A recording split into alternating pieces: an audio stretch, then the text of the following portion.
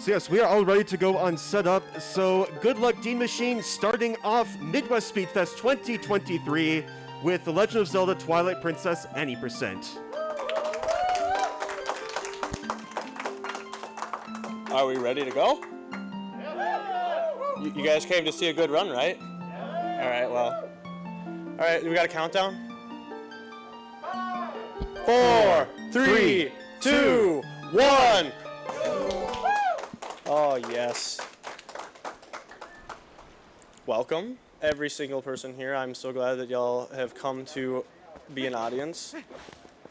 3 hours from now, we will be plunging our sword into Ganondorf's body and calling it any %. We're starting off this run with the our favorite trick in the game. Grab the rock. Are my commentators still here?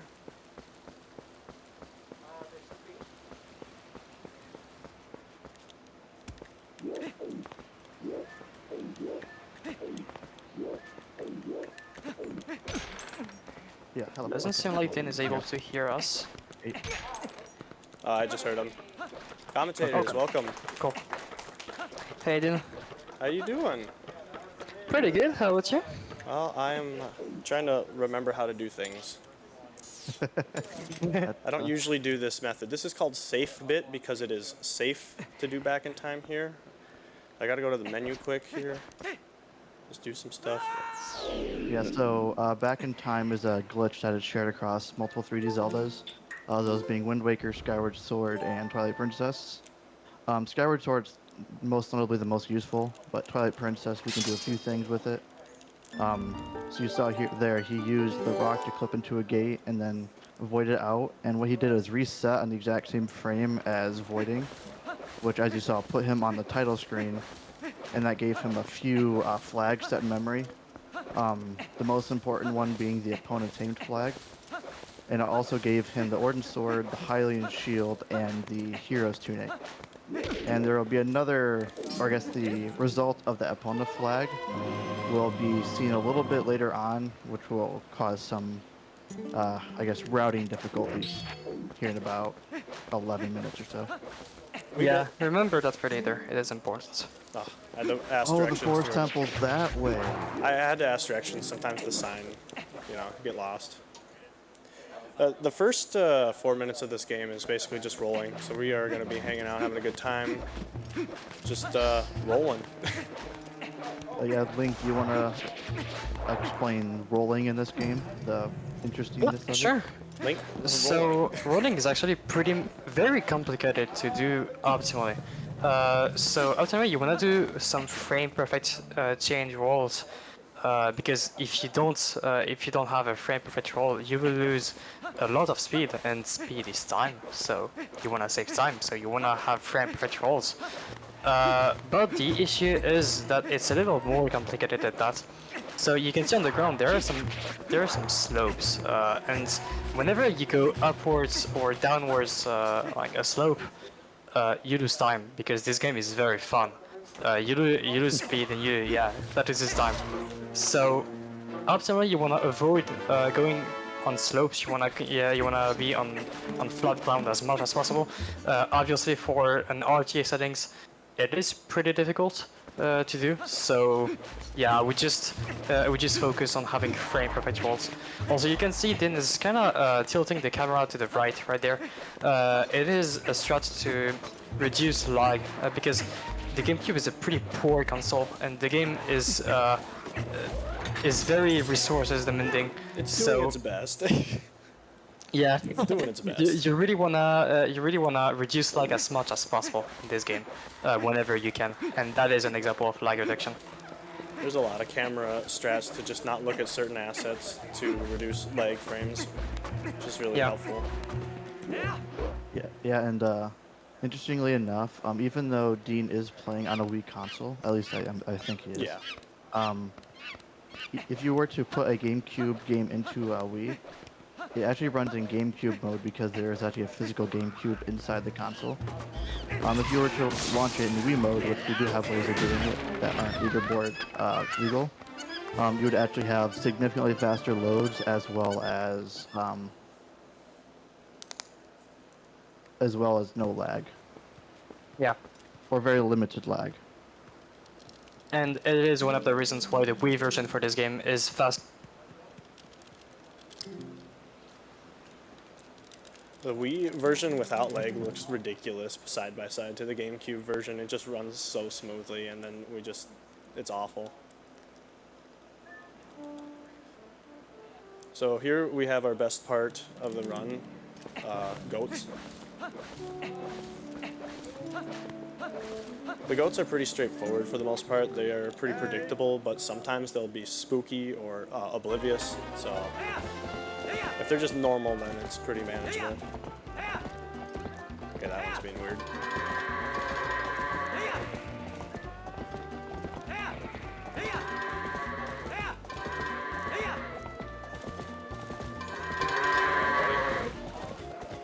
Howard? Where are you going, buddy? Dude, please.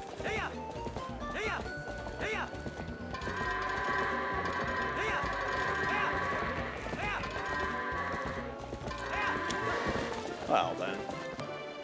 Pretty common. Sometimes the goats just do not want to go into the gate. I don't blame them because gates give me PTSD after playing this game for 2 years. There's a lot of gates in this game that are simply suggestions, and we will be passing through quite a few of them.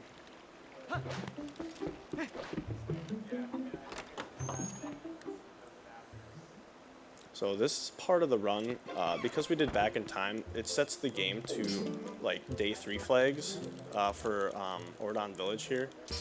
And so Bo's in this broken state where he gives pieces of dialogue from the cutscene, so that we can basically fight him for the Iron Boots.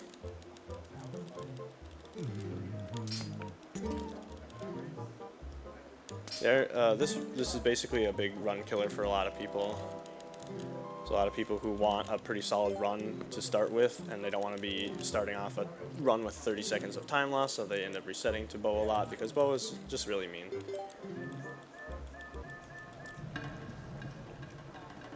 Alright, rock, paper, scissors.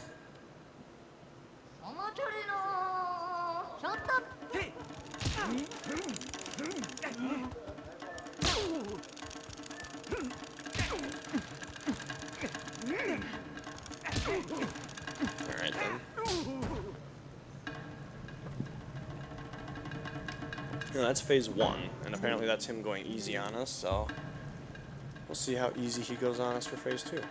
Which is ridiculous because this Bo's AI is programmed more difficultly than the Goron fight that you actually have to do later. Okay, decent beginning. Taking Bo out like yesterday's trash.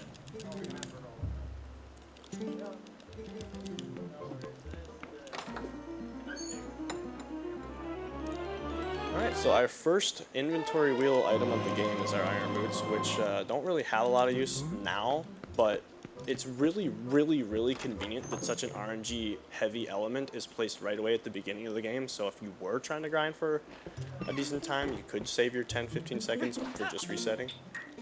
But then you have to deal with rolling and the goats sequence all over again. Here we're saving this game right here because of the, there's certain properties that Bo's house has that the game will check for later when I do some fancy file shenanigans, and we need a save state there. I think I lost my commentators again. I haven't heard them in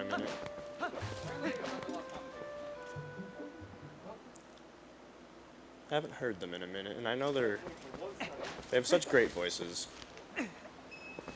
I don't know what I'm doing. Okay. About to go rock and roll. Yeah, I don't think you can. Hi, guys.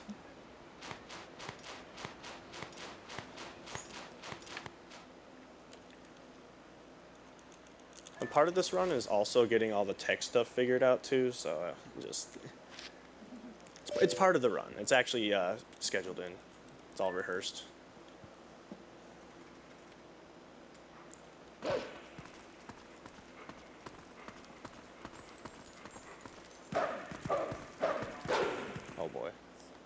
I just tried to do box break there. I lost 3 frames. I should reset. It's awful. This is kind of like a tutorial sequence for the wolf. You just get captured and wake up as a wolf and are visited by some mysterious being. It's just like run around, get used to the senses, the controls, the digging mechanics. Not really a whole lot other than just optimal movement in this split.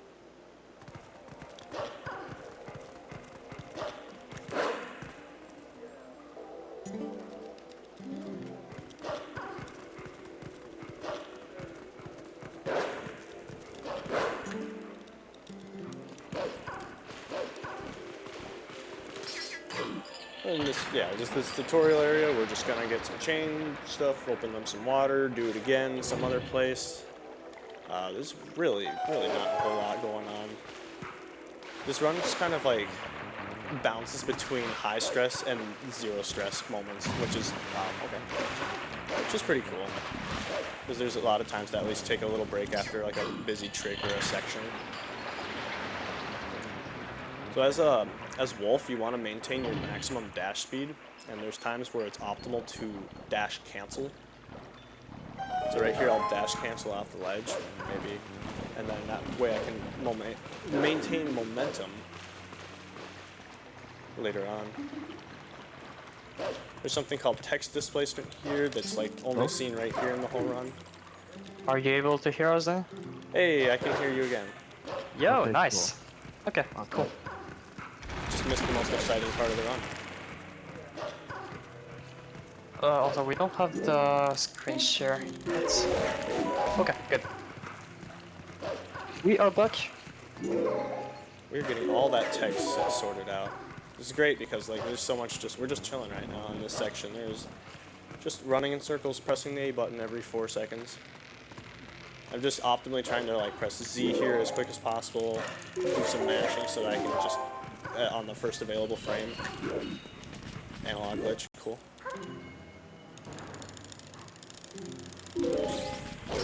Oh boy. Question mark? Okay. Haven't had that happen in a long time. So there's these textures that I can skip.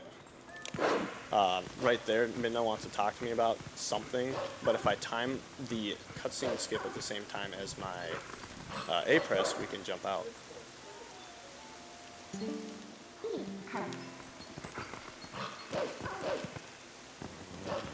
More dash canceling just to keep momentum going. And we get a 1 frame opportunity right here. Anytime there's a Midna text, there it is. You can there's 1 frame that you can jump on, and in this GameCube/Wii version, you have to like mash it or time it. But for some reason in the HD version of this game, they made all those inputs bufferable. Like they have buffered inputs on the HD version, and it's absolutely like incredibly nice to be able to just buffer tricks that were quite hard before.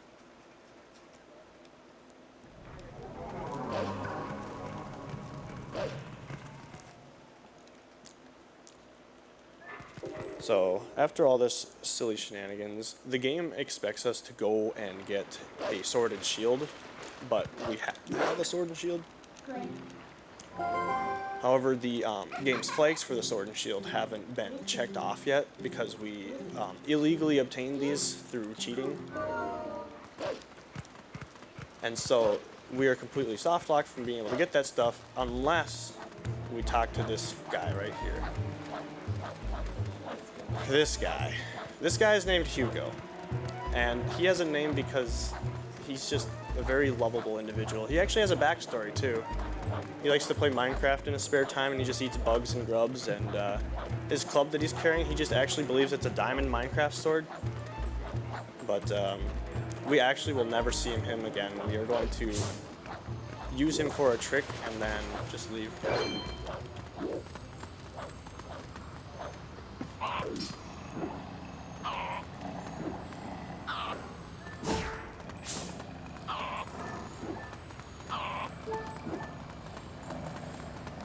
Alright, so his swinging is irregular.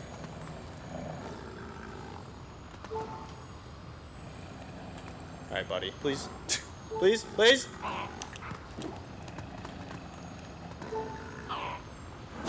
this guy right now. Whew! We did it! Oh my gosh. So, fun. I got a cool story. I got a cool story about that trick. I was watching somebody play this game, and I was playing the HD version at the time, and I'm like, what's hard? What's so hard about that trick? Why does it seem like you're just not getting it, even though it seems easy? I fired up my dolphin run and got to that trick, and it spent 5 hours before I got it one time, and I'm like, well, I just learned the hardest trick in the game. Might as well do the rest of the run now. So shoutouts to gas-powered Pogi for getting me into this run by accident. Oh, and I used a wrong controller for that trick too. Nice. Oh well. I'm having to adapt because the timing of some of the stuff that's happening is just a little bit different feel than my usual setups. It's just a process of adapting. Now we're in the first area here, fair on Twilight. This game basically is just like, hey, go do some Twilight stuff, and then you clear it off, and then you can do overworld stuff. But we don't need anything in Twilight, fair on Twilight. We actually just basically do some stuff and then leave. Alright. I want that heart. Don't usually take that much damage in an early game, but we did today. Do you hear us here? Oh, you're back. Yo, nice. Little bits and pieces. I realized that as I'm commentating, I'm almost forgetting to do tiny little subtle things that I would normally be doing, so. That's why we're here. That's why you're here, yeah. So right now, actually, our objective is to go get the Master Sword. That is our next big sequence break objective, and I think that saves like 22 minutes in the run or something ridiculous. Here's another example of lag reduction in this area. Pull your camera out.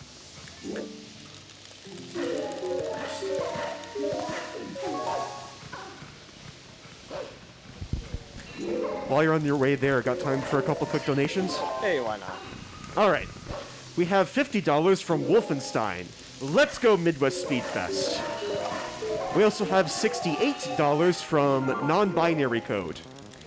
I don't know what's wrong with me, but my brain is failing to come up with a terrible pun. This is saying a lot for me. Anyways, good luck, have fun, and, hi? Heart? Hi, Heart.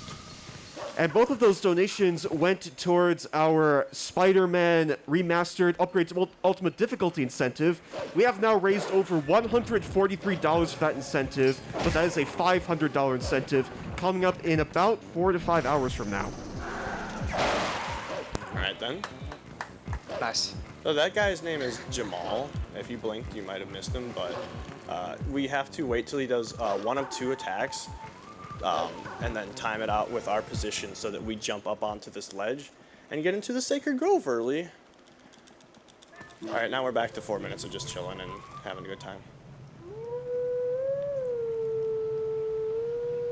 So, can you hear us then? Yeah, we can hear you. Okay. Every nice. 3 minutes you say, can you hear us? Yeah, the bugging out a little bit with the screen share.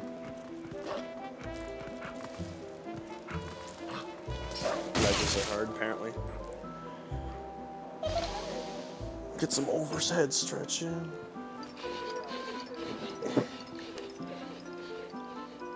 We're pretty, what's the word? Friendly in Twitch chats about having people have good posture. It's a fun reminder.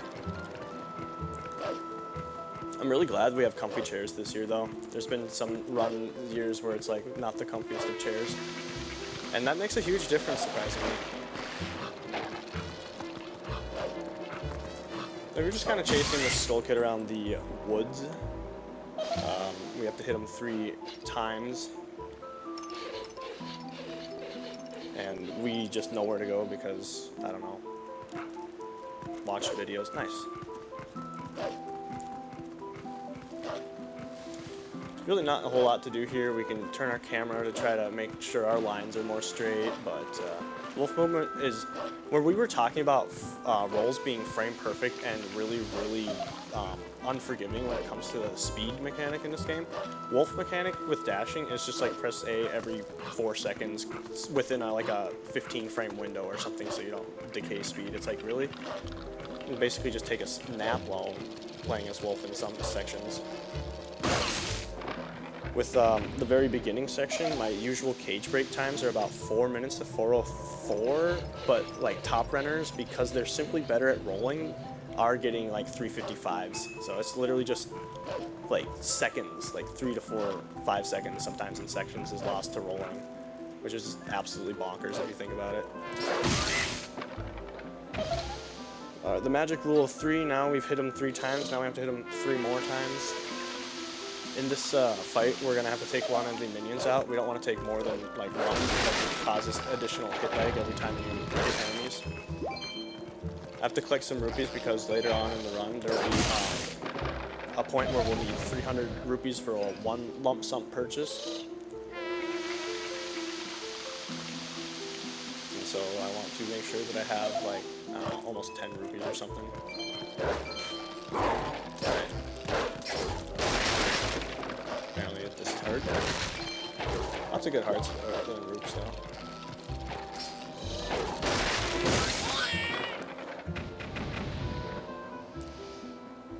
It's definitely easy to attack him too quick, and he'll just spawn away and make you wait another 10 seconds or so. I saw shiny things, I had to get them.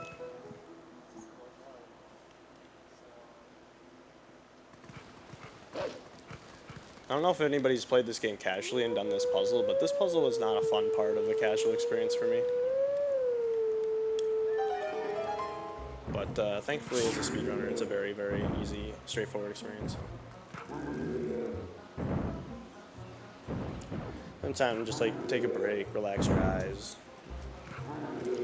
Since this run is 3 hours and there's like 5 or 6 points in the run that are like about a minute long, and then there's like 3 or 4, maybe like 30 to 40 second cutscenes, and then everything else is just loading zones and transition scenes, which are like less than 15. So this game has like it does not have a lot of downtime for bathroom breaks or getting like some water. It's very intensive. Here being one of our first major cutscenes in the game. 2230 Master Sword, we're flying.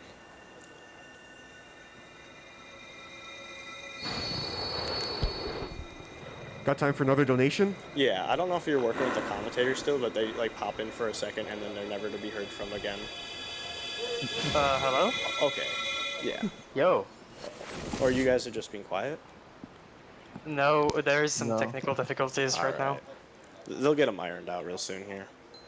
The beginning game is just a couple tricks and get to the boomerang. And after we get the boomerang, it really cracks the game wide open for us because the boomerang is a broken item in this game.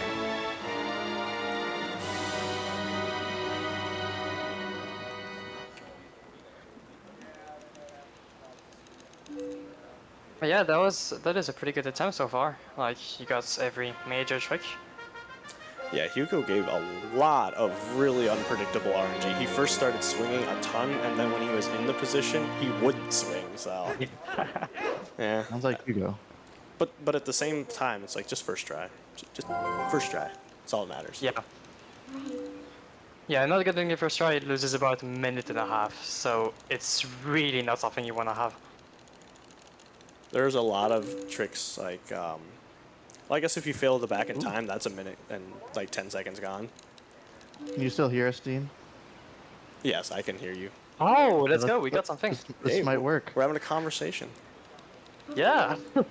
I don't want to say it's fixed, but Hopefully let's it just is. hope. Right before this run started, the PC crashed and blue screen, so it's been Yeah. just one thing after another. Yeah, it doesn't seem to want to collaborate with us right now, but anyway. Looks good so far. Yeah. The game's Now that we going have the better than the Master tech. Sword, our goal is to make our way to the Forest Temple. You may be wondering, Dean hasn't gotten any of the bugs yet. What's he doing? Well, fortunately, on the GameCube version, we don't actually have to complete Fair and Twilight. We have a way of skipping it. So all we need to do in Farron now is go to the Forest Temple, grab the boomerang, which is an essential piece of equipment, and then we will be using the boomerang to do some interesting jumps, and one of those jumps will allow us to exit Forest Temple early. If they could find Exit Farron for the other versions, that would be huge. Maybe not. I don't know. We'd still need a boomerang. Yeah, unfortunately, the Wii. Well, I guess I don't think I'm not super familiar with the Wii version. I think their way around doing Fair and Twilight is doing Back in Time Equip, but I'm honestly not the most familiar with its routing. But coming up, we have Purple Mist, which might not look like much is going on, but this is like our first use of early Master Sword. You can turn human and use it to disperse the fog. And despite us using it, there's no animation for the flag dispersing in Twilight. So it doesn't look like anything is happening when it really is. And that is a little bit more precise than it looks because for each swing, the lantern disperses less and less of the fog. So it optimally, you do a couple rolls, lantern swing, a couple more rolls, lantern swing, and then if you're fast enough, you can make it through. But most runners do an extra lantern. But Also, this portal, we are never gonna get it.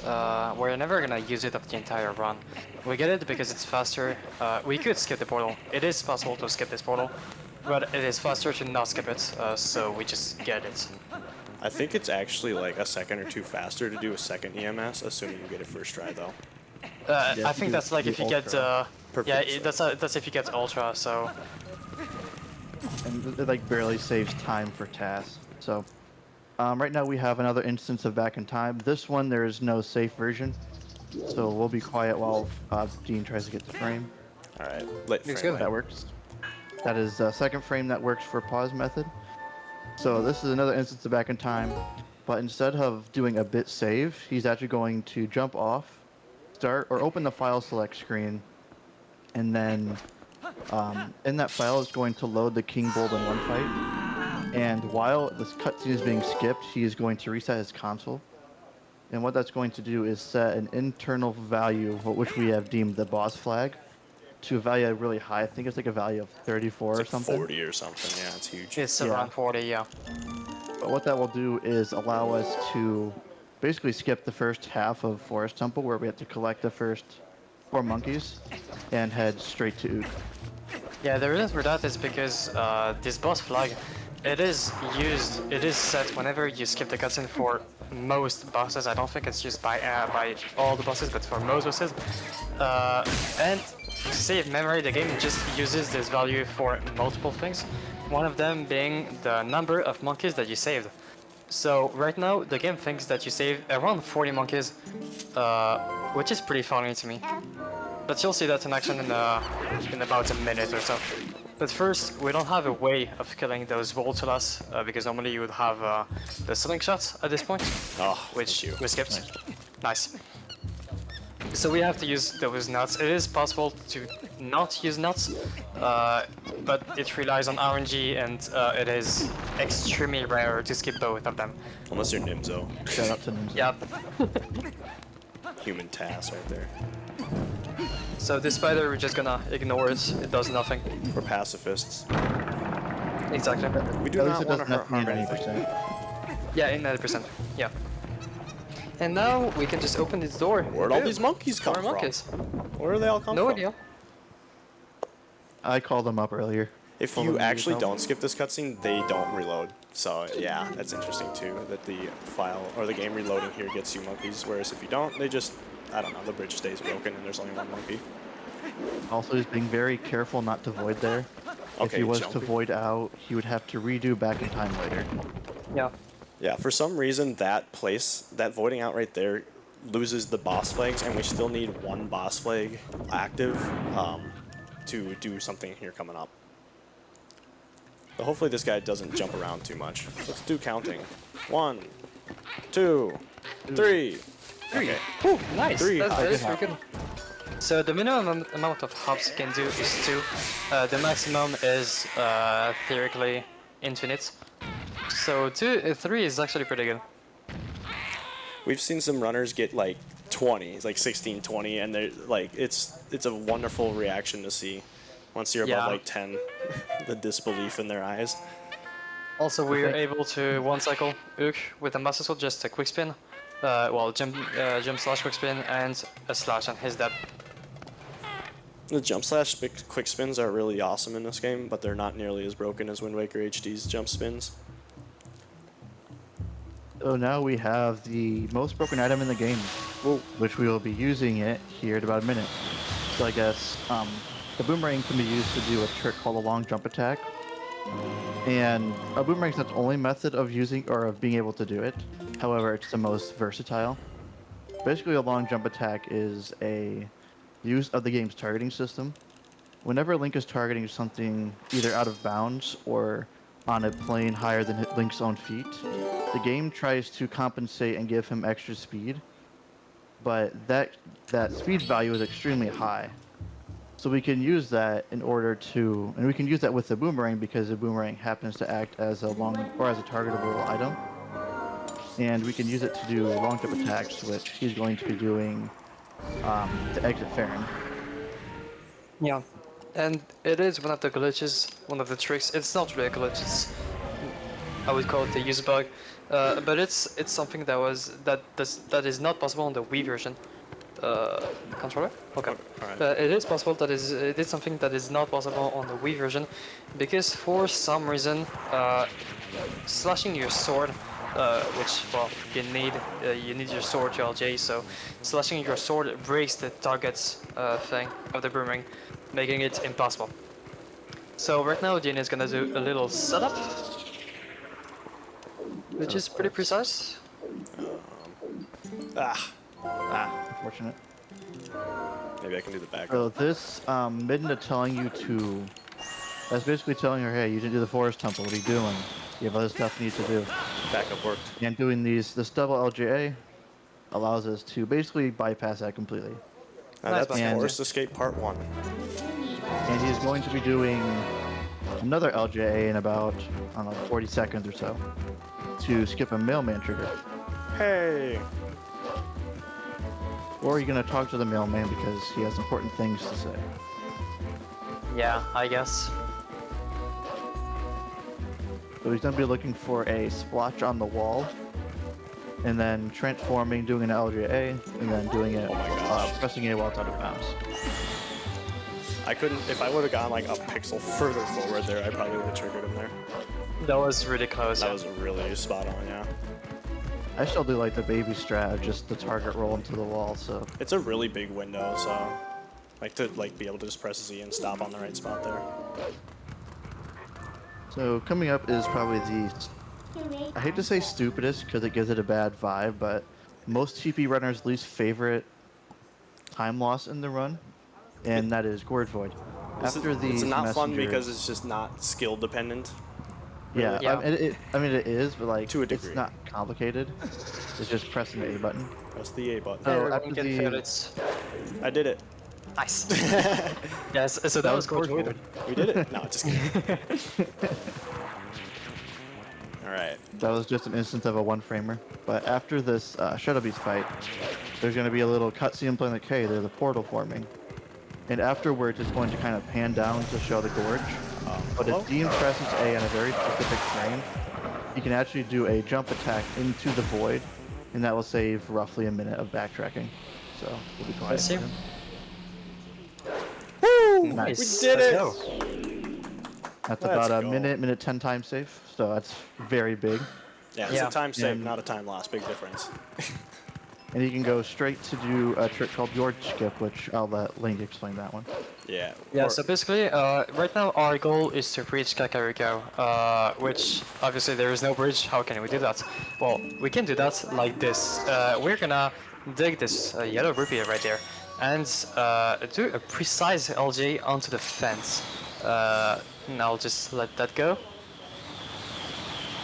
And yeah, great. So you can see that he is on the fence with the rupee, and that will actually stop the momentum. Or I'm not actually 100% sure of what's going on there, but using that, you're able to input a roll after you close the rupee text box, which allows you to roll past this fence.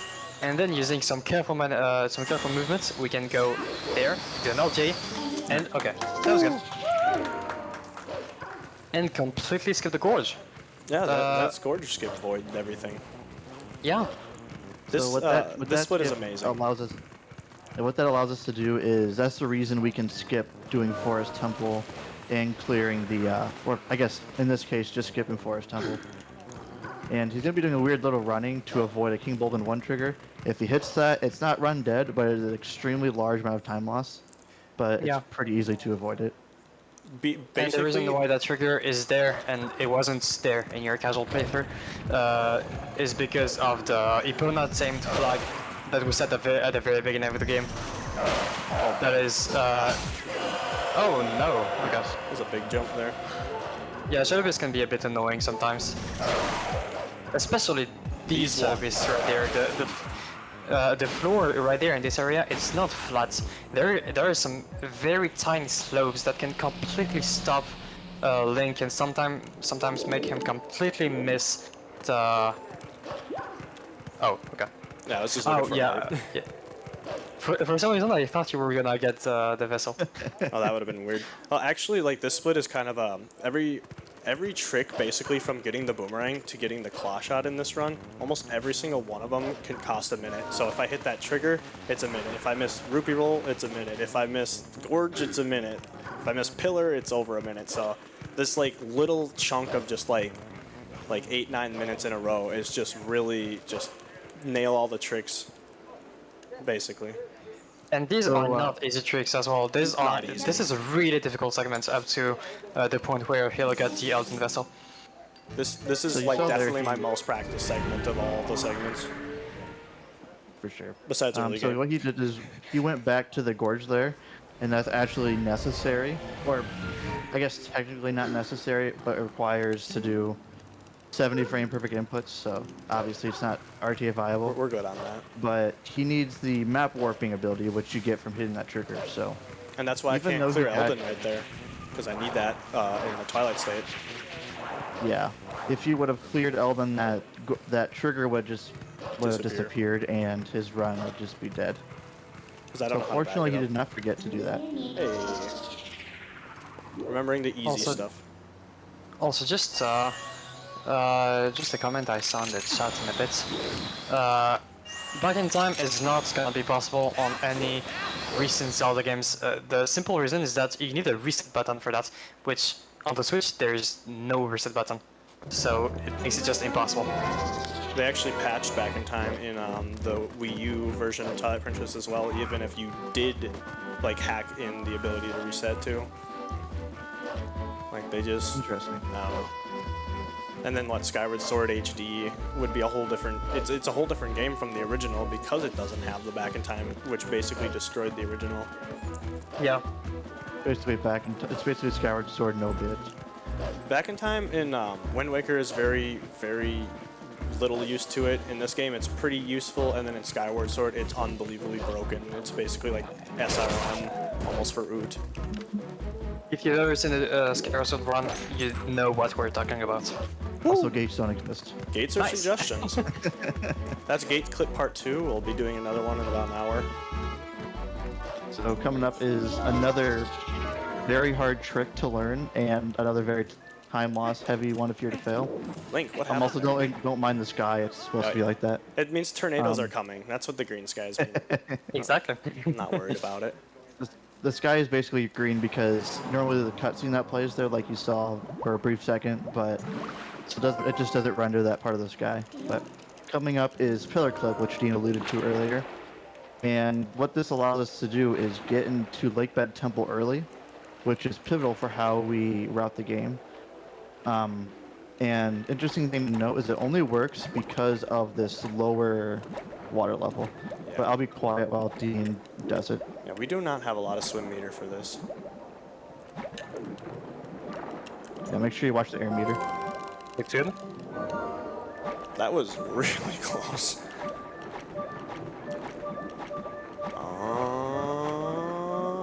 Whew. Nice. So, yeah. Perfect.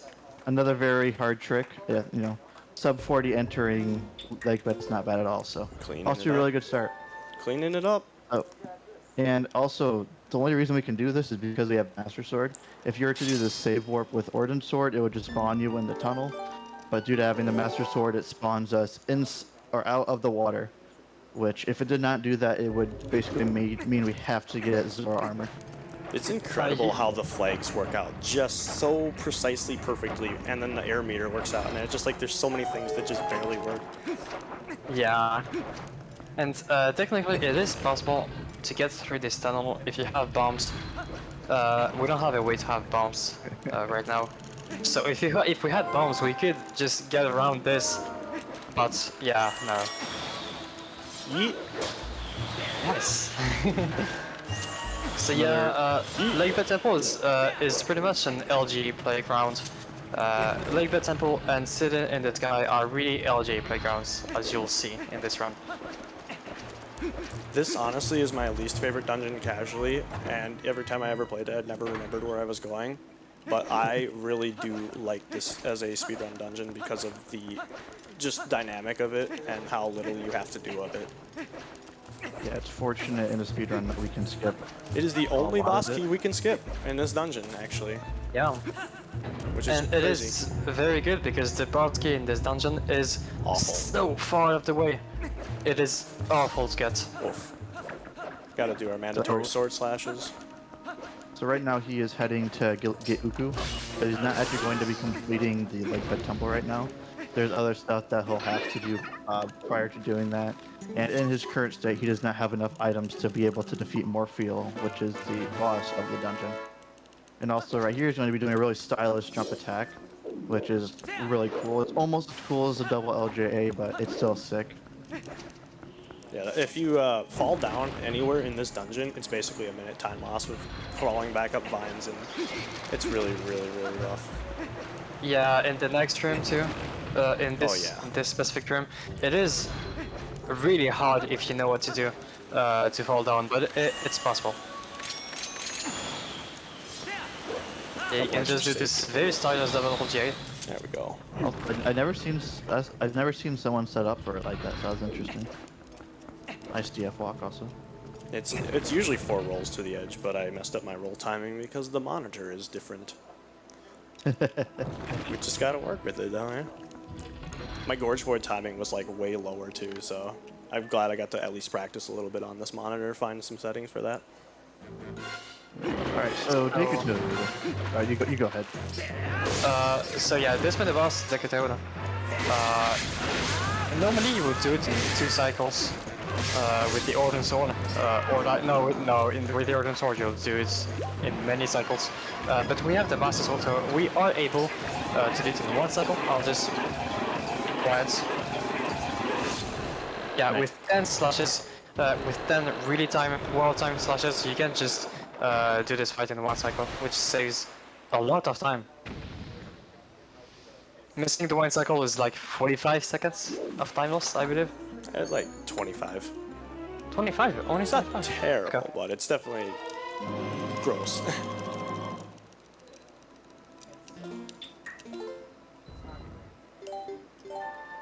And yeah, we got Uku earlier, but we cannot Uku out in mini bosses and bosses room for some reason. So we're just gonna save warp and then use Uku to get out of here.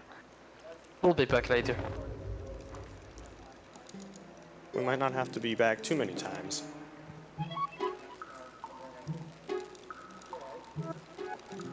Nah, yeah, just once, hopefully. Hopefully. The usual thing about my frame perfect tricks is that if I get the one, I might miss the other, so we'll find out if we get them both this time. Yeah, Twilight Princess is basically a speed game where some frame perfect tricks, you have some frame perfect tricks that save a lot of time, and a lot of frame perfect tricks that save no time, but if you get them all, you save a lot of time. And then one So- framers. Yeah. Yeah, so much stuff. So this part of the This run is we a could fun crash. Yeah, there is a risk of crashing if you. Are you gonna use that threat? Absolutely. High risk, low reward, right? That's what we do. Okay. Yeah, save those 6 seconds. I almost had to stop myself from doing normal bit. So yeah, right now he needs to kill the Karg Rider, and one way to kill him is just by drawing him, which is a strat that is actually pretty scary because you do it as human because you wanna get down into the water. So whenever the Karg comes towards Dean, he's gonna go into the water and sink with iron boots, and hopefully nice. Okay. So if the card ever happened to grab Link there as human, the game would crash because you're not supposed to be as human right now.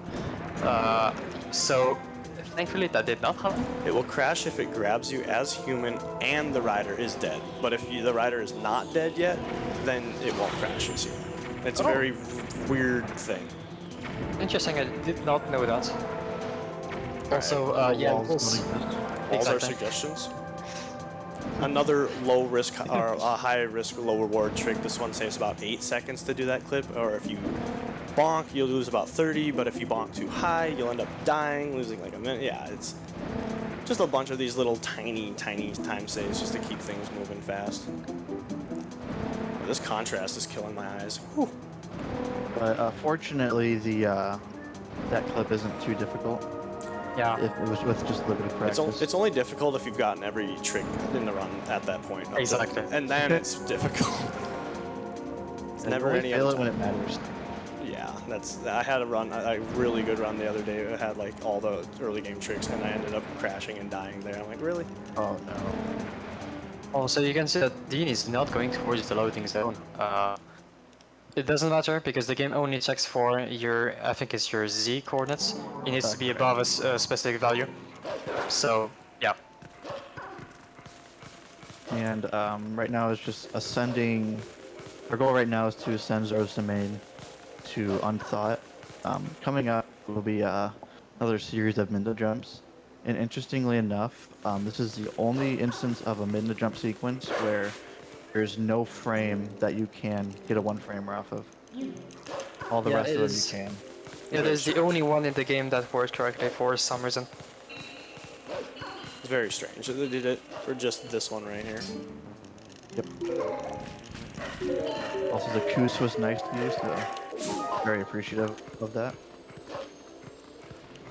This is one of those sections where I would consider it kind of being some downtime because of all the tricks that we just did that with the potential to like crash and stuff. Now we just jumping and running now. It's a really nice little break on the nerves and everything. Yeah, I guess if we have a couple of donations, we can read a couple of them. Yeah, do we have any donations or are we chilling? We sure do. We have $50 from Soy Milk Latte. Nice. Hey! Gotta donate during my favorite Zelda game. We love the mailman. Alright. Oh Their placement is just so far apart sometimes. Yeah, I thought about some weird donation incentive for like the late game or something to see the mailman. Alright. Okay, good. You should be good. If that beast would have slapped me on the way back there, that would have been interesting. Also, I misspoke earlier. I said this is unthawing. I'm thinking of the wrong category. I'm in Hundo brain mode. He's actually just trying to get the warp portal, and then he's going to warp to CAC and do the Elden Twilight, which is my personal favorite Twilight in the game. Me too. It's very optimized, and there's pretty much no R&D except for a little bit, about 2/3 of the way through. Yeah, it is also very technical, so really good segment to optimize. Also, sub 49, that's actually really good. Nice. Let's go. Yeah, so for like a vessel time is one of those times that we tend to like look at for how good a start of it is. And sub 49 in a marathon setting with a no reset is very good. Very solid. I had a 51 Also, you might... the other day. oh, go on. I had a 51 no reset the other day, and it's so bad. It's rough. Also, you might remember that casually you're supposed to go into the house first, but assuming we can do that, we can clip through that wall with a side hop. It is as easy as it looks, so that allows us to get the basement bugs much earlier, and it is much faster. Nice. Clean.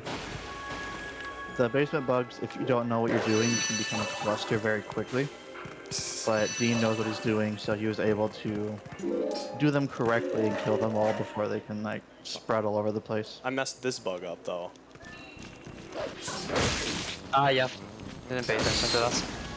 So yeah, you don't wanna enter the wall until you hear that the bug explodes, otherwise the game is not gonna remember that you killed it. Yeah, the amount of time it takes for a tier to like be able to be collectible is a few seconds. So any amount of time you can collect rupees or fill your time with doing something else is very worth it. So in Malamart, he is going to be basically just holding up left and bonking, and that will make this bug come right to him, and saves a lot of time over you having to go up there, kill it, and then traverse all the jumps that are there, which can be quite annoying to do quickly. But luckily that strat is very, very simple. Also, don't hit the loading zone before you blink blue, otherwise the tier doesn't like officially collect into your inventory. Yeah. That's it's always fun to leave a loading zone and be like, well. Also, we have Eldin, which is probably the most technical route, or it is the most technical part in the entire Twilight. Yeah, for sure. So yeah, we can bonk on this during the cutscene, which is gonna trigger the bug upstairs. As you can see, it is already down. Oh, what? Oh, he's okay. Work his numbers. Also, Then is gonna get this yellow rupee. Maybe. Uh-huh. I guess. Okay, sure. This guy just really wants It to say is. hi. Jeez. What's up, man? How you doing? It is possible to skip the text, but the game just said no. The game was being a game. Yeah. Nice bonk also. Nice. I had a 2:35 exit hotel last night, dude. It was so fast. Oh boy. With rupee. Yeah. With rupee, even. It was the best element now- I've ever had. Yes, thank you. The stupid dash cancels. Come on. Did the dash cancels. They're slow. They're slow by like a frame or two, and they're so much better. They're so much more satisfying. Nice. Nice, good RNG. This yellow rupee is complete RNG. That's huge. Well, I already got the rupee text for it too, so it was even better. Yeah. Also, that was the very last instance of midnight text. That's the giving last you one? one framer in the entire run. Oof, that sucks. Hope Alright, you so- didn't miss it. Coming up is another really visually satisfying trick. So after getting this Barnes bomb, he's going to be attempting to do a trick called Bomb House Skip. Which I'm not sure which. Are you gonna do Wolf or Yeah, we Human Wolf Bomb House? We're Okay, wolfers. so he'll do the good version of it. the easy version. So you can do this as both Human and Wolf. Human is people think is a lot easier. I think they're both pretty similar. Wolf move is kind of finicky, but I'll do 2 side hops, jump attack, and a little more of that. Get to a specific point on the railing, get up, and if he kills the bug before it enters the bomb house will just disappear. That was actually Because- really clean. Yeah, for some reason the state of the bomb house is tied to whether or not that one bug is alive or not. So if you can kill it prior to it entering, then it just disappears. But the collision for the walls still exists, even if you do bomb house skip. So if Dean was to miss one of like the interior bugs, he would have to go back in and collect them again, because the ones further in you can't just like side hop. Also, this annoying watchtower bug. When the bug is in the corner, Nice. it is invincible. So he just basically has to wait for it to get out. Good rupees. Also, you can see Dean side hopping over the rupee and not getting the text. Basically, if you're in the air when you collect the rupee, if you're in the air for long enough, the game will just give up on giving you the text. And that doesn't mean that the flag for having the text has been hit.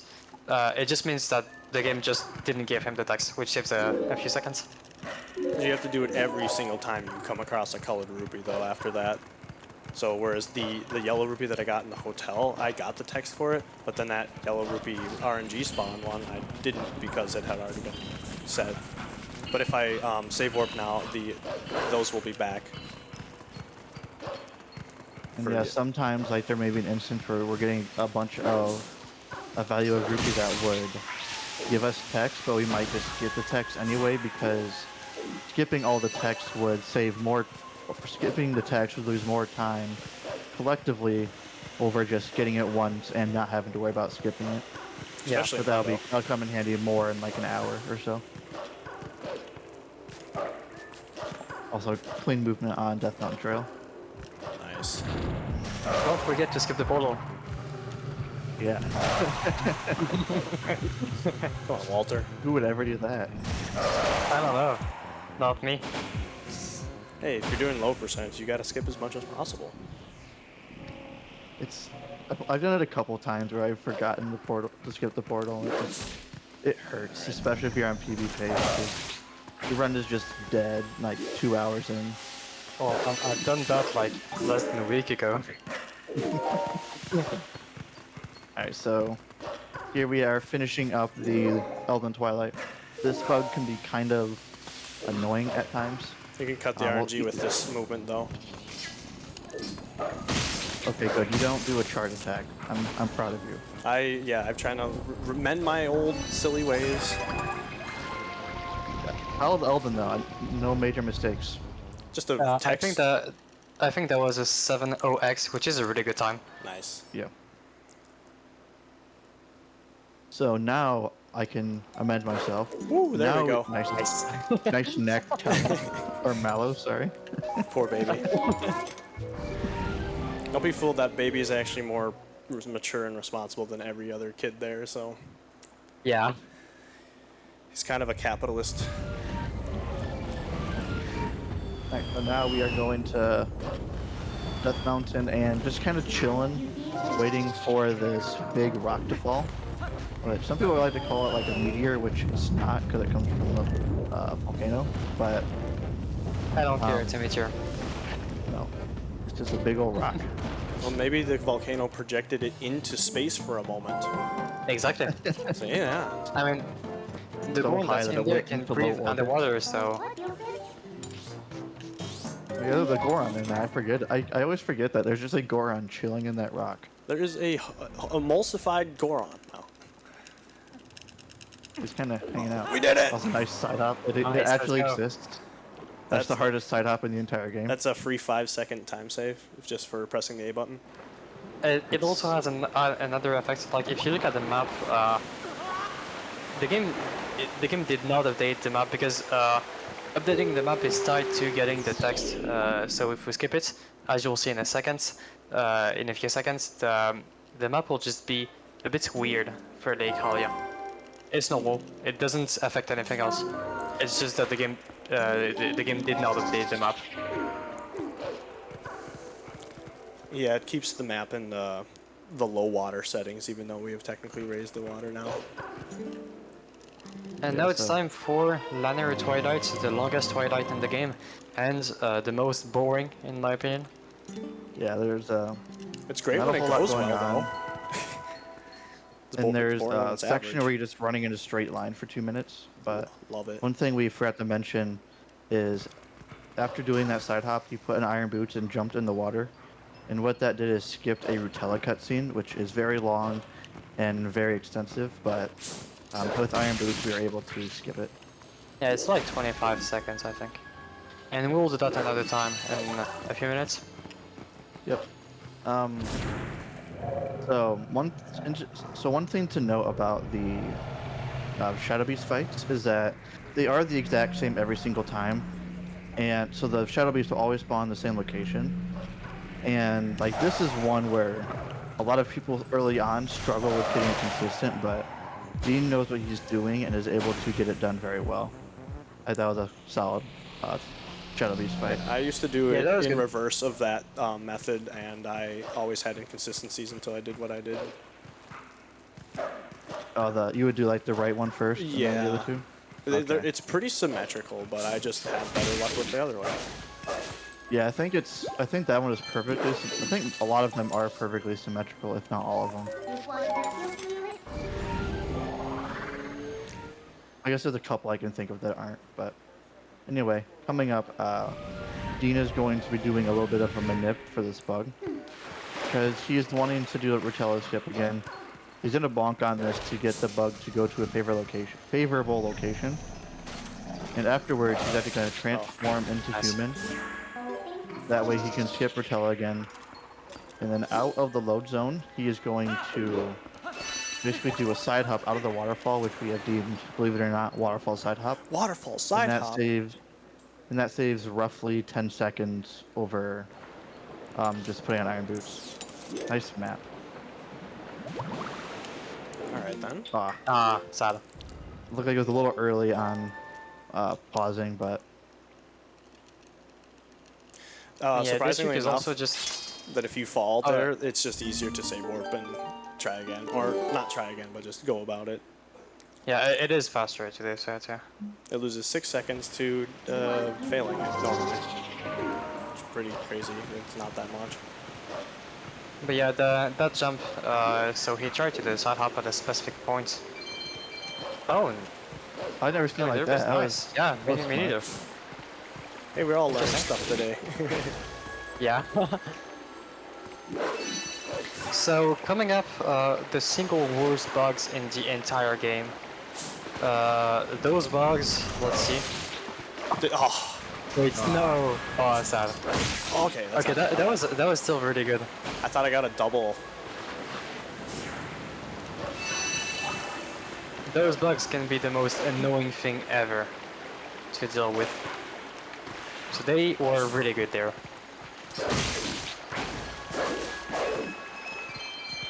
Yo, nice Nice RNG. Nice roops. We are Yeah, so sitting you're- real comfy on You're very roopies. rich right now. Yeah, rich with all this awesome people hanging out with me. I don't know if it was mentioned earlier while we were dealing with tech issues, but rupees are something that we're very careful about or very aware of. We essentially need 300 by the time we are done with Arbiter's Grounds. And there's a lot of ways we can get that. And optimally, we would have about 60 rupees upon entering Arbiters, but having 40 is still fine. But it looks like Dean is doing really well on his rupee count, so he'll be able to skip an extra rupee in Arbiter's Grounds. Yeah, you can just get the skull rupee after the bow door, and you're fine.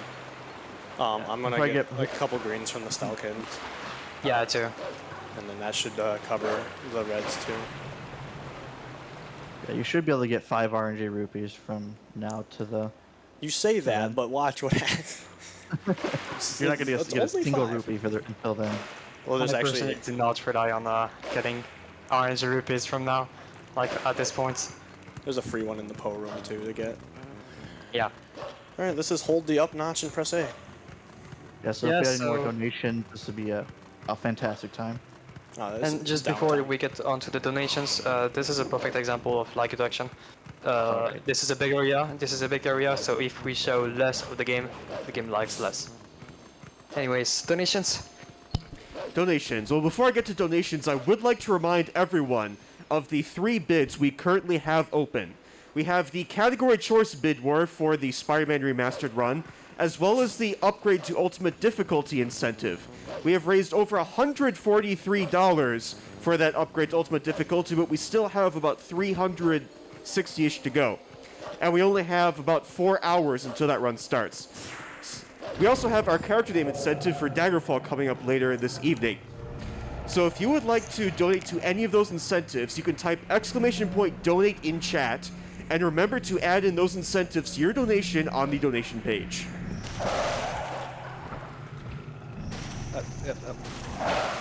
As a reminder, we are raising funds for the Protest Foundation.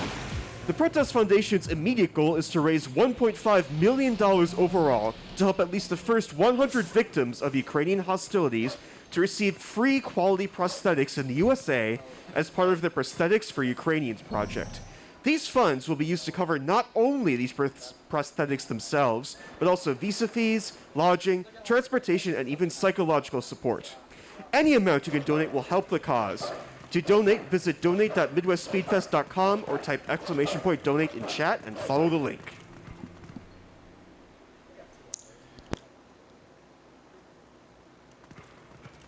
Alright, so there, in here in Castletown, we see Dean is doing a bunch of dash cancels, which I'm pretty sure he went over during the sewer segment. But basically, your speed in Castletown is super slow. Or it starts off very quickly, but very quickly drops it. So if you do a series of dash cancels, you can more quickly traverse the town. And he also did a little bit of a bug manip there by bonking into the corner to make it fall down a little bit faster.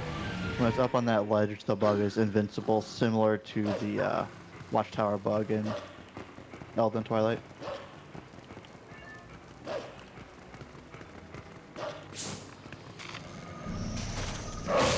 There we go. I got a 948 gold on this segment last night with that bug falling in the water even. Oh, nice. It was pretty good. fast. Almost felt like a if the real bug runner. falls into the water, it takes longer to form at the tier. Optimally, takes you longer have to all the die. bugs land on the land if you could manipulate it to be like that, but it's in the Wii 1.0 version.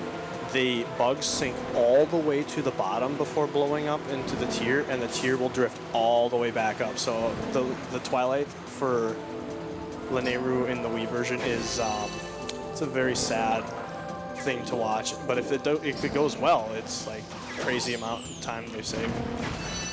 That bug was being weird. Yeah, so you saw he kind of skipped the first one at first. That's just because the bugs sort of rewind a little bit. Or I guess they have more of a rubber band effect.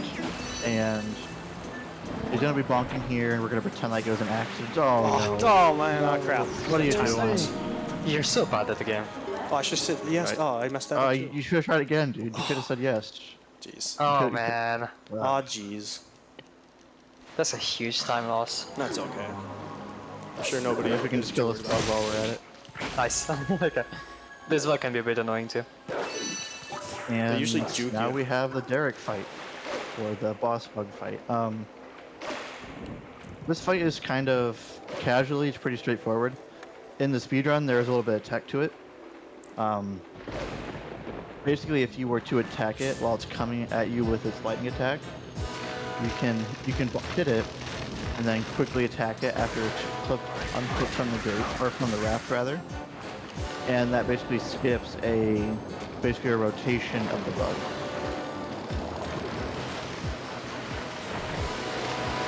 It's so weird playing this game with headphones because I just use like the audio monitor,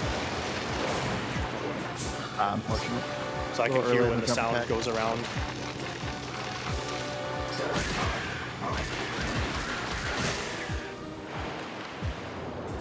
He's also going into C-up mode. That's just to manipulate Derek into attacking you from a favorable angle. That way you can do your back hops without missing the raft. There we go. First try. And then he's going to bonk. Well, he's going to try to attack, but he's going to bonk on one of the legs. And that will kill the bug instantly, for some reason. Yeah, the game doesn't check if you hit all the things. And yeah, And that was actually pretty good linear Twilight. We only messed up the side hop, but that's all. Yeah. I completely forgot my kazoo was in my pocket. I was looking for it. Oh, unfortunate.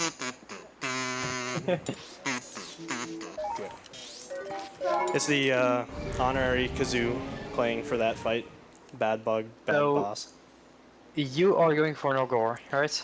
Who wants to see Norgor? Okay, we're doing it. Everyone said Okay, yes. They cool. all said yes.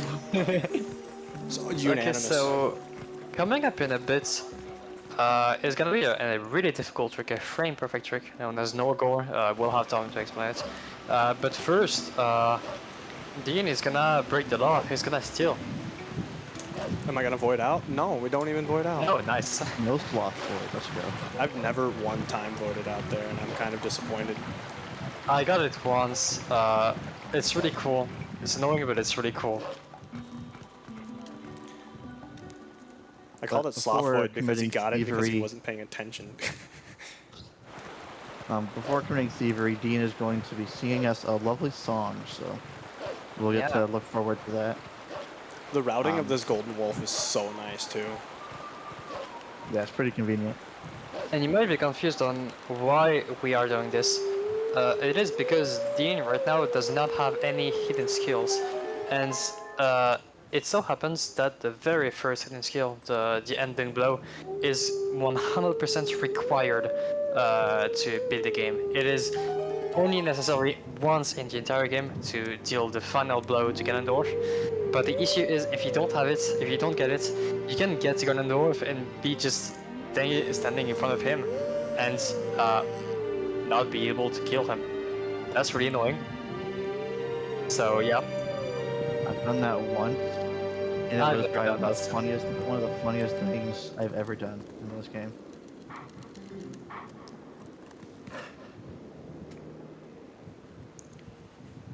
Alright, so now Dean is going to be going for a dash hop. Dash hop. Oh no, you can get a side hop out of that cutscene, and it saves X amount of time. But he's gonna talk to Isa, or run past Isa and do a backflip to show off RNG to manipulation. Isa. Yeah, RNG Exactly, yeah. manipulation. Do you remember after yeah, Wolf this- buys a steal? That's crazy too. So after this, Dean is going to be entering Isa's hut, and he's going to be unplugging his controller and then talking to Isa, or he's going to unplug his controller in order to do 2 frame perfect inputs at the same, or 2 inputs at the exact same time. And what he's going to be doing is talking to her and pulling up the map at the same time. And what that will allow him to do is basically warp out mid-conversation after getting the bomb bag. He's going to be using that lent bomb bag in order to do a trick called Norgor, which we alluded to a little bit earlier. In this game, we are going to need a permanent bomb bag.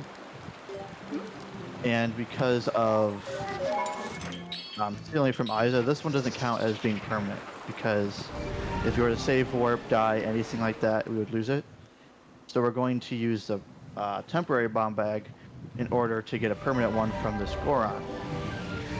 If you were to rescue it from this rock, it'll give you a bomb bag. And he's going to be attempting to drop a bomb framed perfectly, synced with a cutscene in order to free it. So I'll be quiet. Let's see. Let's go! Nice, let's go. GG. Oh. Let's go. That's big. So as you see, he pulled that bomb before the cutscene, and as you see, this normal bomb is underwater, and that's a trick called normal bombs underwater. Very original name. Ooh, so smart. And if we sync that with that cutscene, then it will sync all the way down to the bottom. But it is a one attempt trick because that cutscene can't be redone. Yeah. That's a And one yeah, and done, it's and if just you a- miss it, it's 90 seconds. Yeah, it is really annoying. And it's basically whenever you get into the water, whenever you drop into the water, for some reason there is a single frame where you can pull out the bomb and it'll just stay underwater. This is the only use, I believe this is the only use of Norgor, of normal bombs in the water in all of TP speedrunning. But it's really cool. And now he's gonna be dropping a lot of bombs. That is because we wanna empty the bomb bag for in about what 10 minutes or so. Because we, yeah. Warping Not right good. here? Just kidding. Okay, so yeah, so what happened right there? So Dean pressed Z and D-pad right to open them up at the exact same frame, and what that did is that allowed him to cancel the warp sequence, which actually allows him to unload every single void out trigger and loading zones which is really cool. Because otherwise we cannot go through this fog. You could do Yeah. early snow peak with a Wolfos jump. Yeah, but Nobody wants to do that. We can't even do that right now because we don't have midnight. We have to do that after true. like done. So the way that I do those frame perfect inputs is that you can choose to time them. You can choose to use a wavebird controller, which is like my other preferred option. You can unplug your controller, or there's actually a method called the controller reset method where you do XY start to reset your controls, and then hold like your map and Z also, and then release start. It's of the last of those like 5 buttons, and then it will activate as well. Also, due to having done a map glitch, if you was to try to dig into the next load zone, it would soft lock. But fortunately, this howling zone this howling stone is here, and we can just start it and then cancel it, and that will reactivate all of our load zones and not soft lock us when we start digging. Because It's so convenient. as you can imagine, that's bad. It's so convenient though that it's right there too. Yeah. Just like if there was nothing else to be able to do that with on this area, like we wouldn't be able to do that. Yeah, that's literally, if that hauling zone was not there, we could not use, we just couldn't use map glitch to climb snow peak. Also, this cave can be a little annoying because of the keys. Let's see. Take that. Yeah. Hey, that was pretty good. Hey, that Keys kind of had it coming to him. Also, right now, Dean is gonna be doing a random LJ into the void, which may seem pretty weird. But it allows him to hit a respawn trigger. You got it. You hit it, I think. Yeah. Yeah. It allowed him to hit a respawn trigger, which just respawns him right there. Spiritual journey. Skipping. We're on a spiritual Okay. journey, everybody. Let's go. And so that allows him to skip the Shadow Beast fight, saving about a minute, but it also has the consequence of not clearing the fog. So right now he is gonna be completely blind for the snowboarding. Hopefully that goes well. It is pretty tricky. Say goodbye, Yeto. It's the last time you'll ever see that Yeti. Yeah. You get a lot. He's such a lovable character. Fortunately, there are some cues that we can use to make snowboarding a little bit easier. I couldn't tell you the cues I use, but there are mounting cues in the back that a lot of people like to use for the doing the what's it called? I'm blanking, the shortcut as what it is. So Also, you go faster when you're in the air, so Dean is doing those quick spins to maximize the time he's in the air.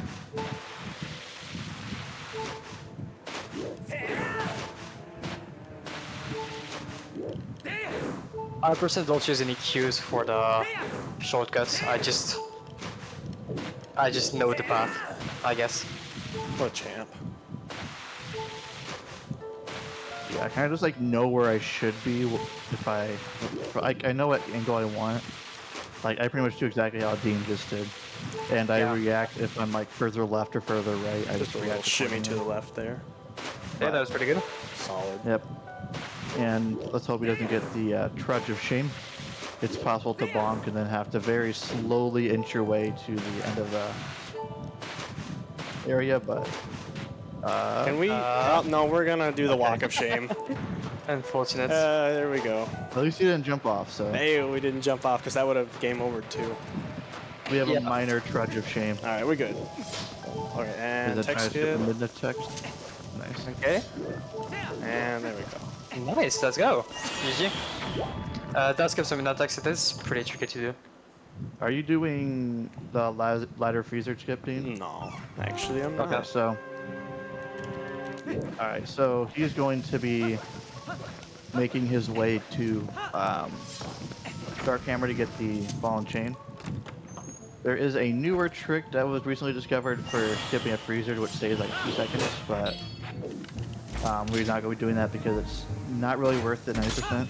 There is So instead he's- element of RNG to it, isn't there? No, it's 100% consistent. Oh, okay. It's just frame perfect, so. But instead he's going to be doing the ice clip route, which as you can imagine, he's going to be clipping through Clipping ice, the right here. Ooh. No shit. And yeah, clipping through the eyes right there is, yeah, basically just that. It is, it can be a bit tricky to learn, but once you get it down, it's really easy. It's just understanding how the floor collision's interacting with pushing Wolf Link into the ice block. There's so many people that try to do setups and like still, it's just like literally just go up and do it. YOLO. Yeah. Also, Twilight we- Princess is a game where setup less is usually easier than setup. Also, It's again, definitely rewarded doors long don't term. exist either because Still gotta open the door, open this from, door behind, from behind. but, you know, they deactivated load zones for this game, whereas in Wind Waker, anytime you hit a loading zone behind a door, it would get you into that room. Yeah, the loading zone is tied to opening the door in that game. Also, it's going to give this bomb to Dark Hammer because we're very charitable here. Yeah, bombs for charity, right? Exactly. Easy. But what he was doing there is a faster strat where he would deal damage with the bomb and then do a jump attack into a quick spin in order to one cycle him. Bomb isn't required, but does make it significantly easier. Very much required you easier. have like, I think it's 5 quick spin hits total you need to hit, or equivalent damage values. I think in it's the- 4, I don't remember. It's too many. Yeah, it's in this game, jump attacks, quick spins, and roll stabs all do the same amount of damage. So depending on the scenario, one may be better or more optimal than another. He's gonna be quickly getting a couple of orange rupees before making his way. Nice ball. Before making his way back to Lake Bed Temple. And again, So he'll- side hopping over rupees to skip the text. So Yeah, hit do this it one, again and then here. there is One more time here. there's a set of armor in the lobby that also has a bubble with an orange rupee. And afterwards, he's going to be doing the Morpheal fight, which you may have noticed that he does not have the Zora armor on. Which, like, hey, how you gonna kill the dude? He's a fish. He's underwater. But fortunately, Just there put it is a- on, We have an air meter. We're fine. yeah, it just put it out of the water. It's fine. But we can do a trick called what's it? I'm blanking on the name. Oh, water bombs. Swimming with water bombs. There we go. And basically, you're not supposed to be able to swim with water bombs, but if you force unequip your iron boots mid pull of a water bomb, you can start swimming with it. And upon dropping the bomb, it'll refill your air. And we're going to use that to we're going to use that to refill our air. Are you going for one bomb? One bomb. If you get good energy. You know, it's like you save 20 seconds, lose 3.5 minutes. I don't know.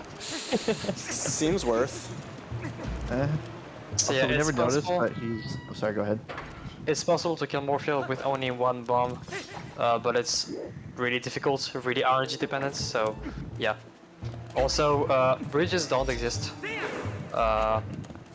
This is the only boss escape we have in Twilight Princess. The reason why it works is basically, so again, in this game, the loading zone is tied to opening the door, but there, the loading zone is not the door, is not behind the door. There's like these gates, and you go through it, and then there is this hole where the loading zone is. So if you manage to reach that hole by any means, you can skip the boss game. And there are actually a lot of methods for that. Like 15 methods or something, it's really stupid. And at the start of the fight, he's going to be doing a jump attack on the eyeball, or a quick spin, whichever lands, and doing, like we discussed before, pulling a bomb, forcing equipping iron boots, and he is now swimming with a water bomb.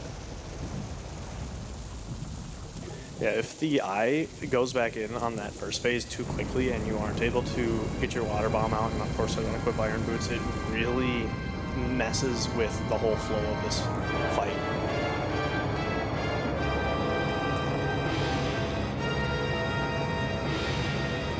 Yeah, so during this entire cutscene, Link is actually floating upwards, and if you were to have failed it, Link would be at the very bottom. But we'll try and be quiet for Dean to focus on this. Yeah, the one bomb. I mean, it's there, but eh. Yeah, one ball would be close there. Oh, also, landing on Morphia with iron boots allows you to skip being flung off if you force an equip them.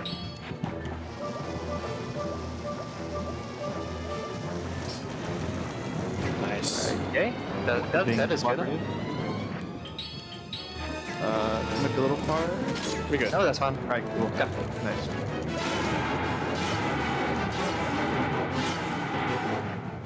Down low. I was like, Oh, this very is nice. a really weird direction. She was like spiking upwards really fast there. And that is the So- Morphia fight in 2 bombs. Yeah, so this is a very long cutscene, so if anyone needs to go to the bathroom, get a drink, this is a really good time to do so. Or even some donations if we have some. We sure do. We have an anonymous $20 donation. Good luck to all the runners. And yes, of course, remember to hydrate, get up, stretch, go to the restroom, especially if you're in the stream room, because it is quite hot in the stream room right now. Remember to stay hydrated.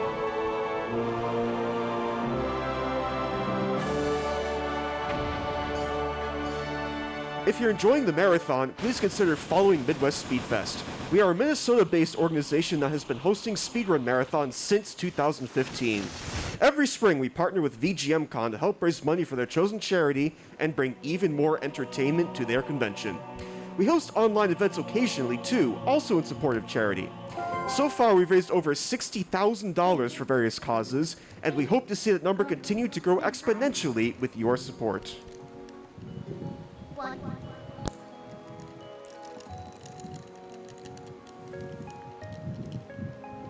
Okay, so right now you can see there is this hard container.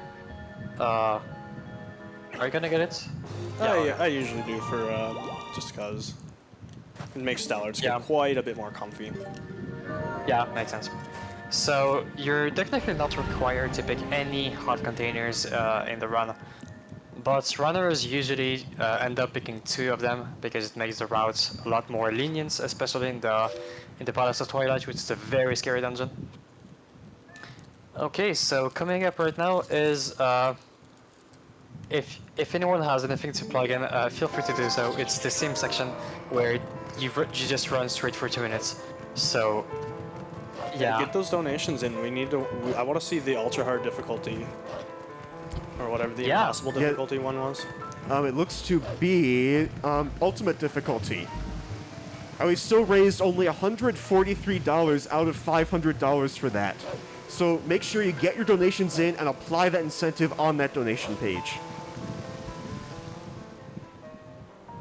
Definitely do that. So yeah, in this section, Minna is kind of dying for story stuff. It's actually not really true. Having the masters on early messes with things. So I don't remember the exact context, but you are able to warp in this state, even though Minna is kind of dead, just because you have the master sword. And yeah, also you are able to transform, as you saw at the very beginning of the section. Midna is just faking being dead, I guess. Actually, I don't think we're not able to warp right now, because if we could, that would like be very useful to us. Yeah, sure. But I think That's why we don't get ending blow yet, because we would be trapped in North Fairn because we can't warp right now. Cat glitch. awesome. Pause champ. No, No, unfortunately. that's okay. So there is a frame perfect B attack you can do right there at the very edge of the cutscene, which locks the camera in place. It makes this cutscene being a little buggy. It saves about 1.7 seconds, I believe. It is really fun if you get it, but yeah, we didn't get it there, unfortunately. If you get it, the camera just stays like fixed in one area. It kind of looks funny, or there's no like transitions between the scene. Yeah, it looks really odd.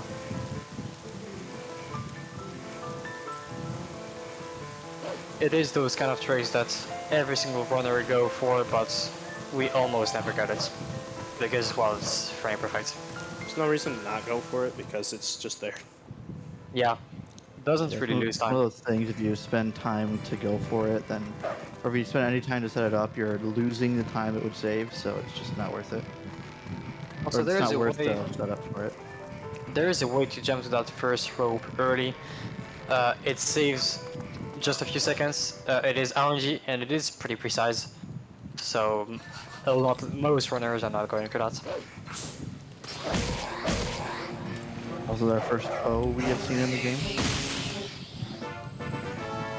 We will be collecting a total of 4 foes throughout the run. And fun fact also, this is the only bow that is not possible to skip by any min. The other 3 bows that we're going to be collecting are possible to skip using a very, very, very long trick that takes about 10 hours, but this one is not possible to skip.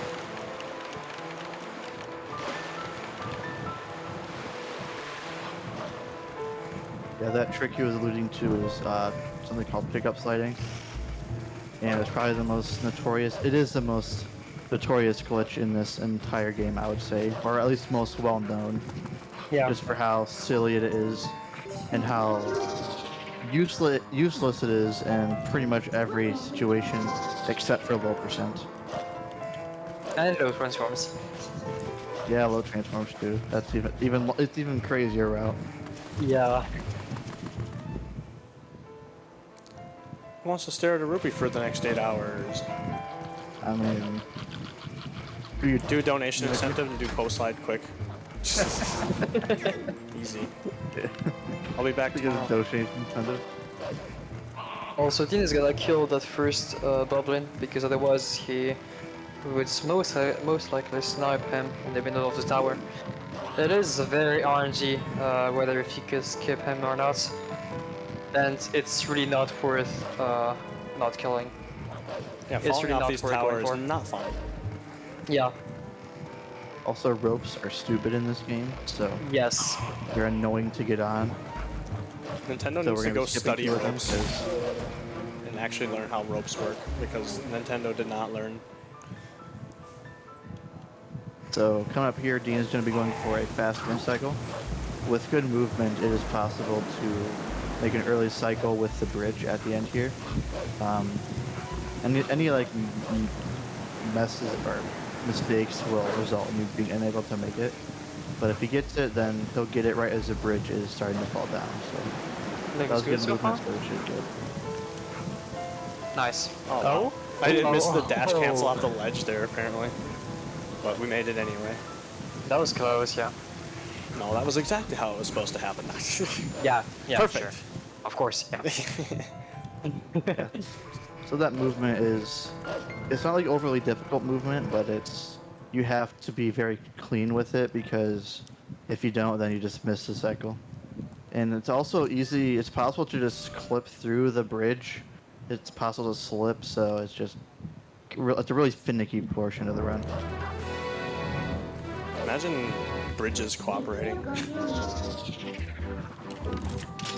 So now we're going to be getting Ending Blow, which, as Link described earlier, is required only because of Ganondorf. If Ganondorf didn't require it, we would just skip it and save a couple of minutes. But unfortunately, with current game knowledge, it is necessary to get it.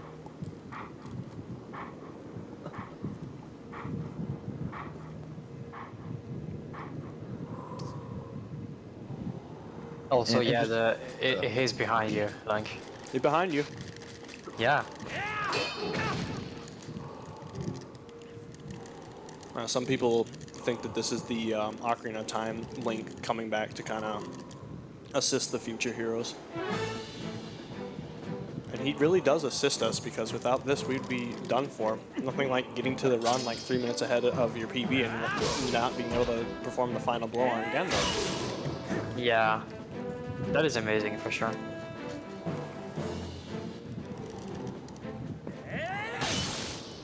Alright, so now we have Ending Below.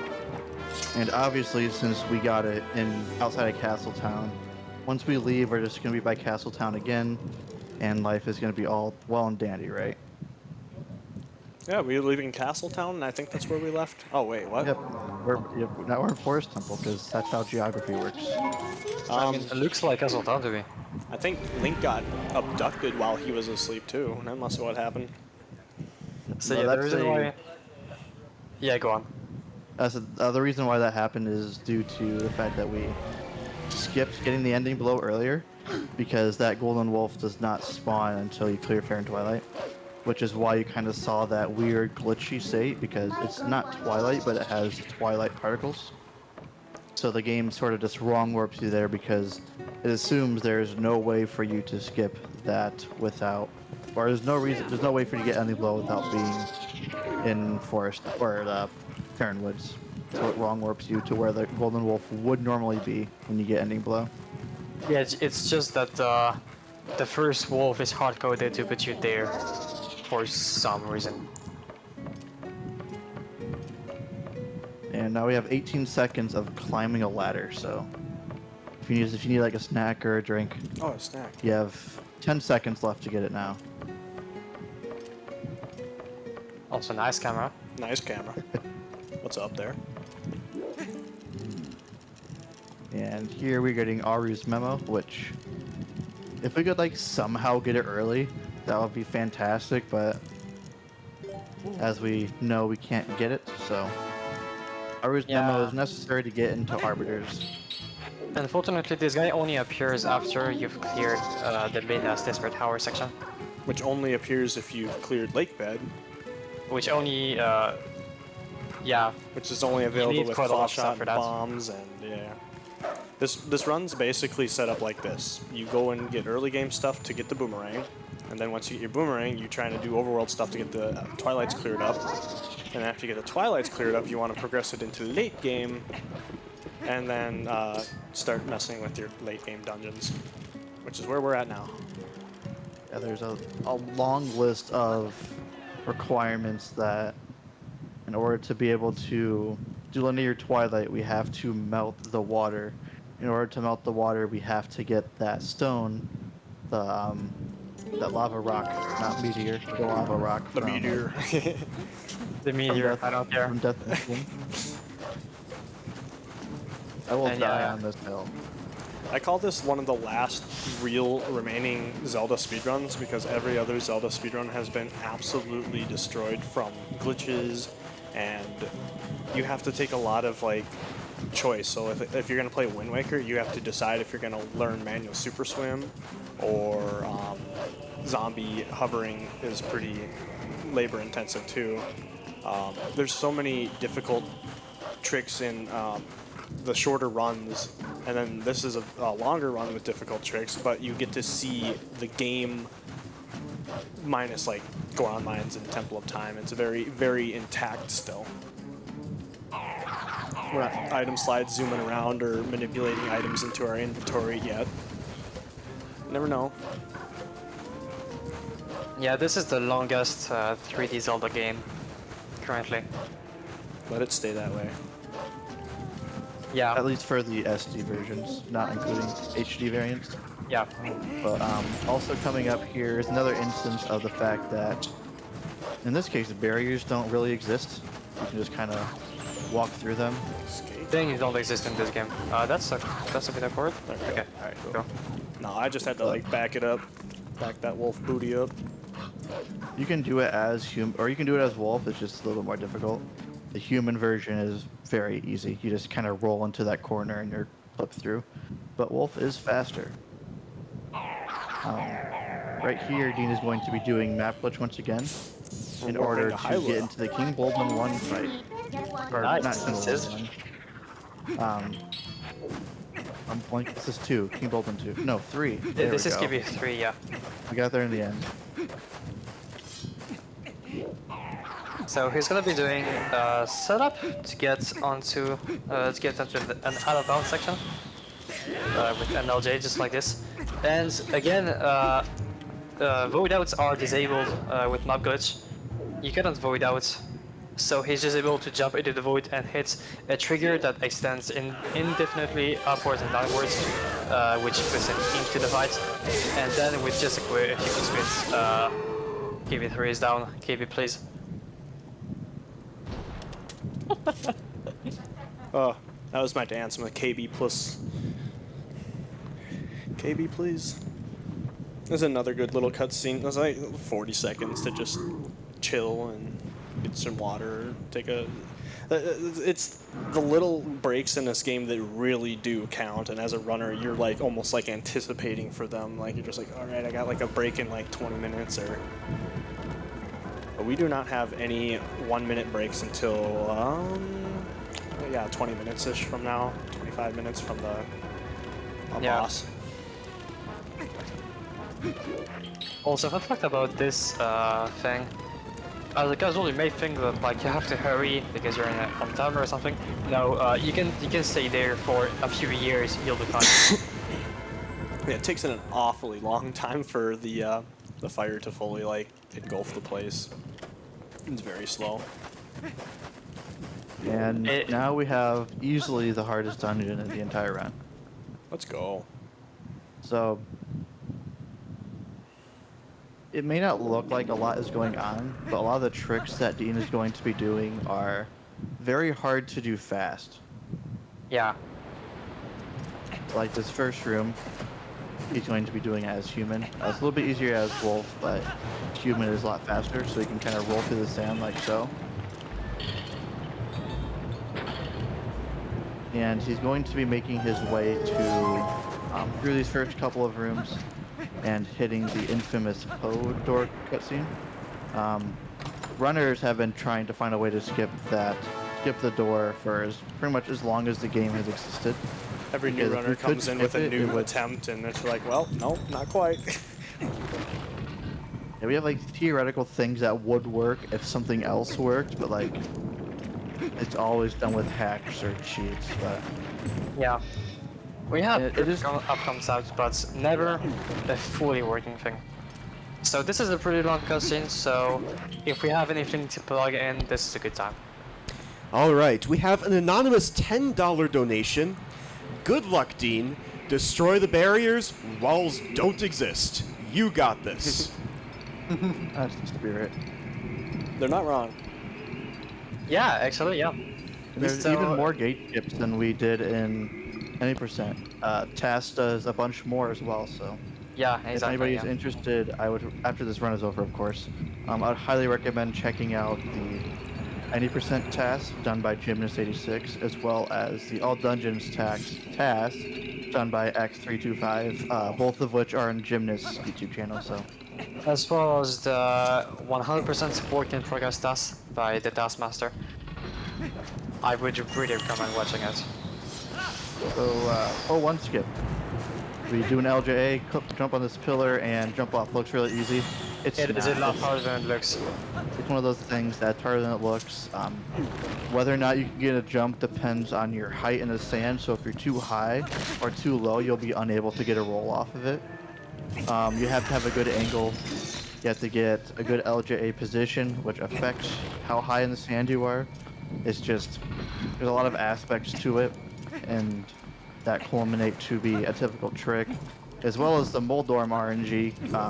I've had it many times. I know Dean has, or Link has, where you're mid LJA and they just kind of hit you in the air. That is awful. They can just really ruin your entire day. And Worse failing on the it, second one. you have to claw that back up, and sometimes you can't get back fast enough, so you void out in sand. It's just like a whole mess. But he's an expert, so he makes it look easy. If you get the first LJA and then get up on the pillar, there's still a second Moldorm that can mess with you on the next set. Yeah. Yeah, so right. 4-4. Let's go. You know more about it than I do, so go on. So there is a manipulation for pull 4 here. So basically, the amount of times these posts spin is RNG. We can't affect that. But after the first one, we can make it start spinning sooner. And depending on which Poe it is that spawns, or actually is the one that we can attack, we can do something different. So if it's one of the back Poe, if it's the back Poe or the right Poe, you can do a jump attack. If it's the left Poe, you do a side hop to the right. and if it's a Poe downwards, then you do a neutral B attack. And that will basically make the Poe start spinning sooner, but it can technically still spin indefinitely. Oh. Also nice hole in one. No, that was intentional. Not just- Yeah. Orange manip for solo skip. Yeah, it's definitely an RNG manip for a trick that definitely requires a ton of RNG. Exactly. It is so RNG. So He he'll was be so- pushing this. Go ahead. Dean is gonna bash this block 4 times. He needs to come back there later. And if he bashes the block only 1 time or like twice, the game doesn't save the position. So he needs to do that 4 times. Otherwise, he would have to go all the way around, do bow and skip again, go all the way around, it is really slow. Or he could do task only trick, the bubble super jump. Yeah, just do the bubble jump, yeah. That you can see in the all dungeon stats if you want to see that. Please watch it, it is insane. Please watch the task. After the run. Please, like, Yeah, yeah, exactly. yeah, after the run. But Gymnast task is from late 2018, and it is Nice. still absolutely amazing, even if it isn't quite as updated as it could be. It is still awesome.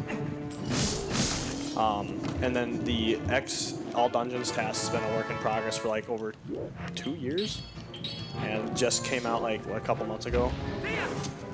Yeah, I think it was pretty much 4 years to the day when it was showcased last October. So it's definitely something to check out. So an interesting thing about these poses is that you kind of have to attack them for them to come down first. So that's why I did that jump attack. And damage on pose is kind of interesting because if you do a charge attack, you can just do like a neutral B attack and that'll take it down. But like, the damage values in this game in general are pretty interesting because different bosses react differently to like strong attacks, whether or not you can do a lot of damage in one cycle. So that'll come in handy a little bit later on, but it's something to keep in mind. A rule of thumb in this game is that there are a couple of enemies that actually... Let's go. Yo, nice. That was so So there are a fast. couple of enemies that actually use the damage values, but most enemies just do not care and have weird exceptions where some stuff will kill them, some other stuff won't, some stuff will do 1 damage to them, even though on other enemies they'll do like 400 damage. Damage doesn't make sense in this game. Morpheal has 3 health. Just that. Just 3 health. 1, 2, 3. Okay. But it requires 12 slashes apparently to kill, or 9. That means that each slash does like a fourth of a health. There we go. Yeah, it's Quarter heart. that's how eel biology works, as we all know. Exactly. So earlier on, you saw him get a small key, and he's actually doing this room backwards. Normally, you're supposed to come from the other direction. And what this is going to allow him to do is very easily traverse this room. And he's going to be looking for a strat. He's going to be charging these and wanting to... if you would have targeted that one, the back would have worked fine, but It's all good. nice backup. Essentially, you're wanting to do a double hit on that Kirby dead. And it's kind of finicky to do because it's RNG dependent on the Stalkin locations, but still played it pretty well. And he should be good on rupees if he gets that one green. I'm hoping. Yep. Oh, I gotta. Oh? Nice death. I was Nice trying death. to get the 1 frame in the cutscene there. That would have been awesome getting it in the cutscene. That would be so swag. Yeah, this Oh, is another instance Nice. of like a one framer, and you can actually manipulate basically dashing in the correct location or the correct direction. You just want to manipulate your camera to where the back of the camera is pointing towards which way you want to go. So in that case, it was towards the door. He had his camera facing opposite of that, and that way he was able to just hold down and mash A to get A, or to attempt to get a dash. But as you see, we have 3 of the postals. This is definitely not Forest Temple. This is Arbiter's Grounds, and nice. From there, we get through the Podor in less than 9 hours and 40 minutes. Yeah, take that link. Yeah. I bet they learned from that. Also, again, sand just doesn't exist in this case, and we get the boss key early. It's really easy. This you could do in your own casual playthroughs, and you would get it fairly quickly. There's not much to it. But coming up, this is a lot more difficult. I'm assuming you're going to go for human movement. Of course, you play as human. So this really cool parkour you can do to save.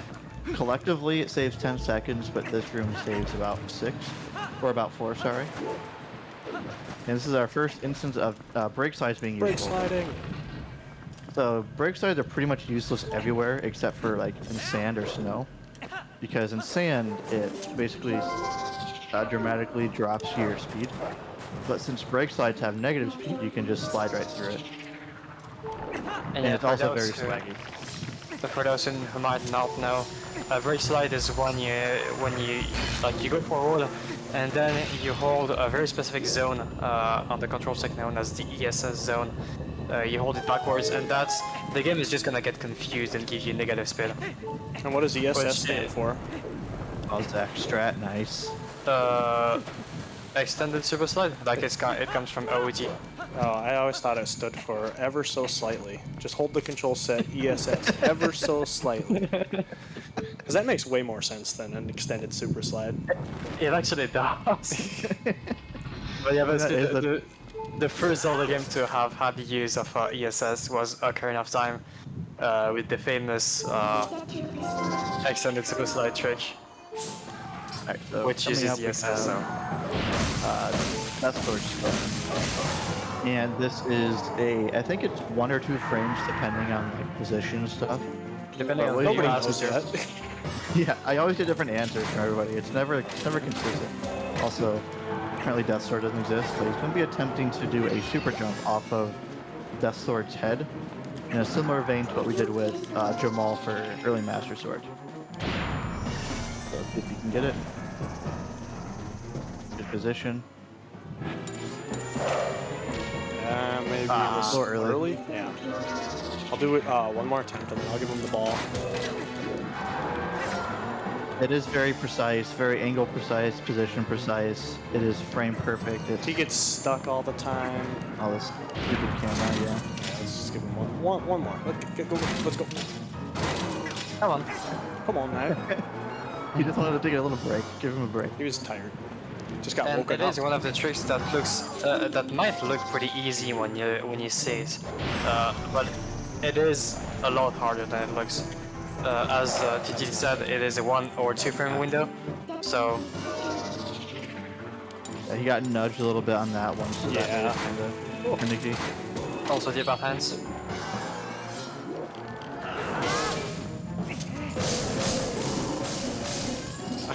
Got so confused there for a second.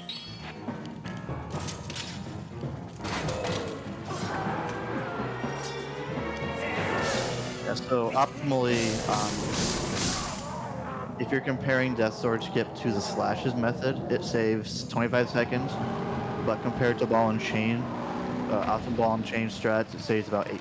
So it is quite a big time save, but It's just very, it honestly might be my weakest trick in the whole run, which is ridiculous to say because we're about to come up to the Grandmaster of tricks. and Also, stuff. this was a really good example of damage values being really weird.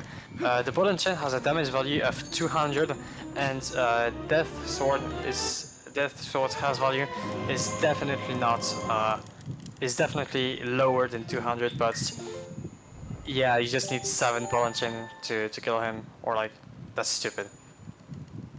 Big so I'm numbers. going to start explaining what Dean is going to be doing here soon, just because it is extremely involved. Pixel precise, around position the precise. end of- Oh. Around the end of the year, about 2021-ish, or what's 2022? End of 2021, some runners in the community started trying to make a trick in gymnast tasks, Stellar's Skip, RTA viable. Some notable names for that are, like we have Bowser, G's, Dushu. Demon, Dushu. Dushu the So a man. bunch of cracked speedrunners of this game tried to make it RTA viable, and they ended up doing so, and it's basically the new meta for top-level runs at this point. So, at the start of the fight, Dean is going to be taking the spinner and going to the opposite end of the arena and trying to get a very specific angle and do a very specific setup in order to get that specific angle and also a very specific position. And from there, he's going to be trying to do a trick called the claw shot actor displacement, which what that does is it'll be pretty obvious when it happens, but it'll basically or displace the actor that you claw shot. In this case, it will be one of the Style Troop, which we have named Joseph. Joseph the Style Yeah. Trooper. Yep, Joseph. He be And stalling. we're going to be trying to get him into the corner of the exiting door of the boss arena.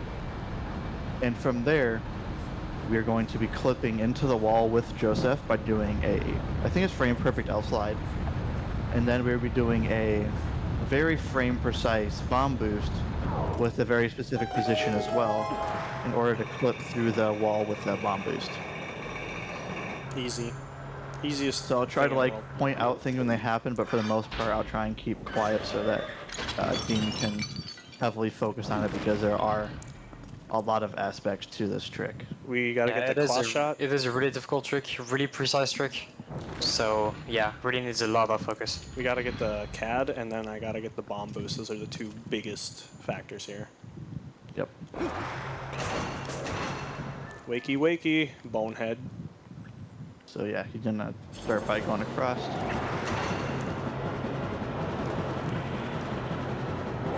And then getting into this corner in order to get his angle.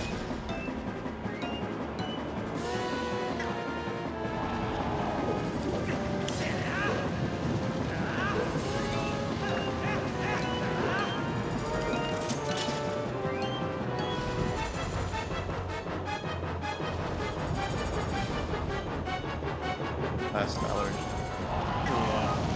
No, that's not close. That was a really Bad rough RNG, fast cycle. Ballard. That's okay. I have to find a very precise pixel on that claw shot target too. So Yeah, it's 2 pixels that Dean is able to work with, so. And how fast Ballard moves is RNG.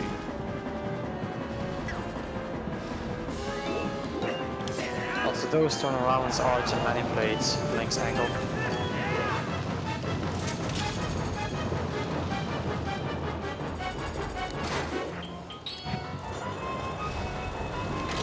Nice. Nice. Okay. Yep, CAD. Oh, that might not be far enough back. I can't do this, can I? No. Yeah, no. Can't do that? That's insane. I've never seen that. I'm actually not sure what that fail case is. I don't have that. That might be initial position. I'm not too sure though. So yeah, Styloscope is one of those tricks where there can be a million ways you fail it. It's really hard to debug what happens. Third time is the charm.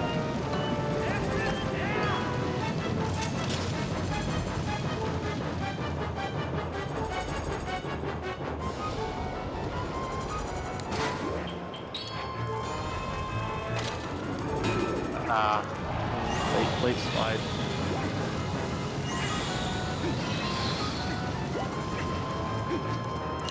Couple hearts here. All the heat in this room is making me lose hearts. Oh, wait. They don't call it Midwest Heat Fest for nothing, folks. It's a scorcher back here.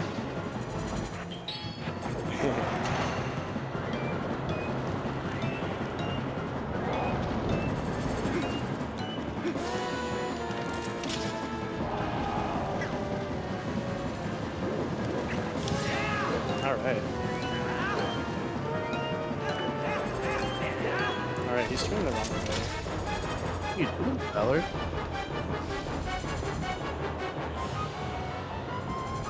Oh, he's gonna crush him. Dude. Let's go, dude! Yo, No way. Oh boy, that was Oh. terrifying, dude. If you would have waited a little bit longer, Stellar would have just crushed him. Nice. Don't hit me! Okay. Be quiet.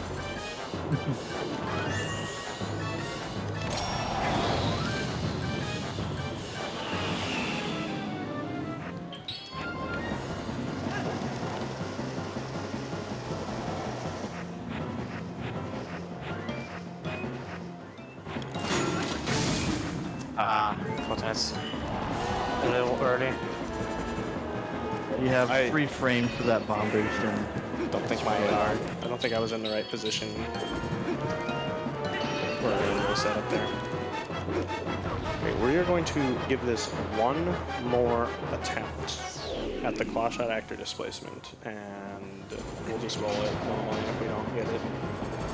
You got this. Oh, apparently no.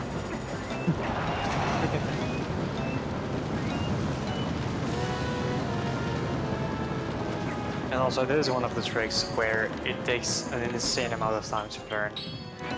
Like 40 hours or so. Yeah, I probably have 60 hours into this trick.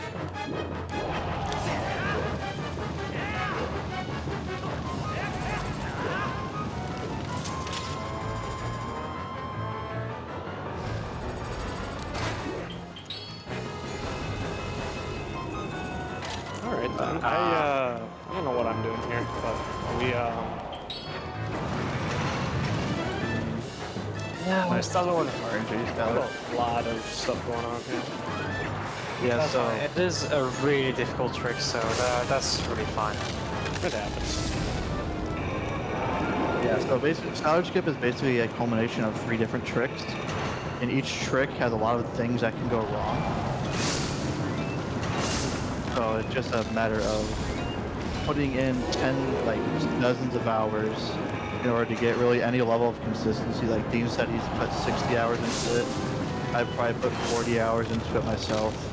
I know it's very similar for anyone else who attempts it and runs, so. I really don't know why that last one failed either. I've never seen that variant of flying around like that. It must have been a position base or something. Also, that was a really good first phase for Star-Lord there. I'm solid, yeah. Okay, so coming up on the second phase, first of all, I would ask everyone that in the room to be quiet. We do not want this guy to wake up. Actually, yeah. So- Everyone, be quiet.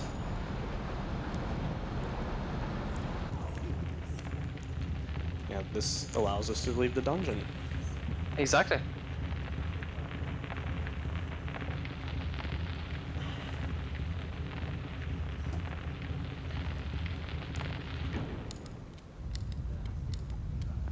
Yeah?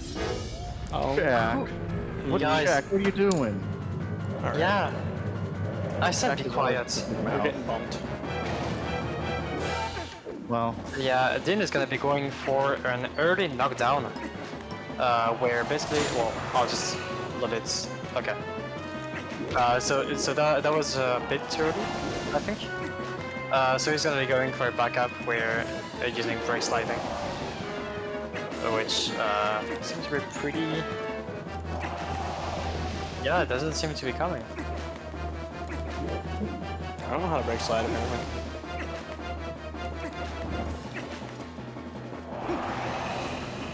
Yeah, whatever. the brake sliding in this game is hard.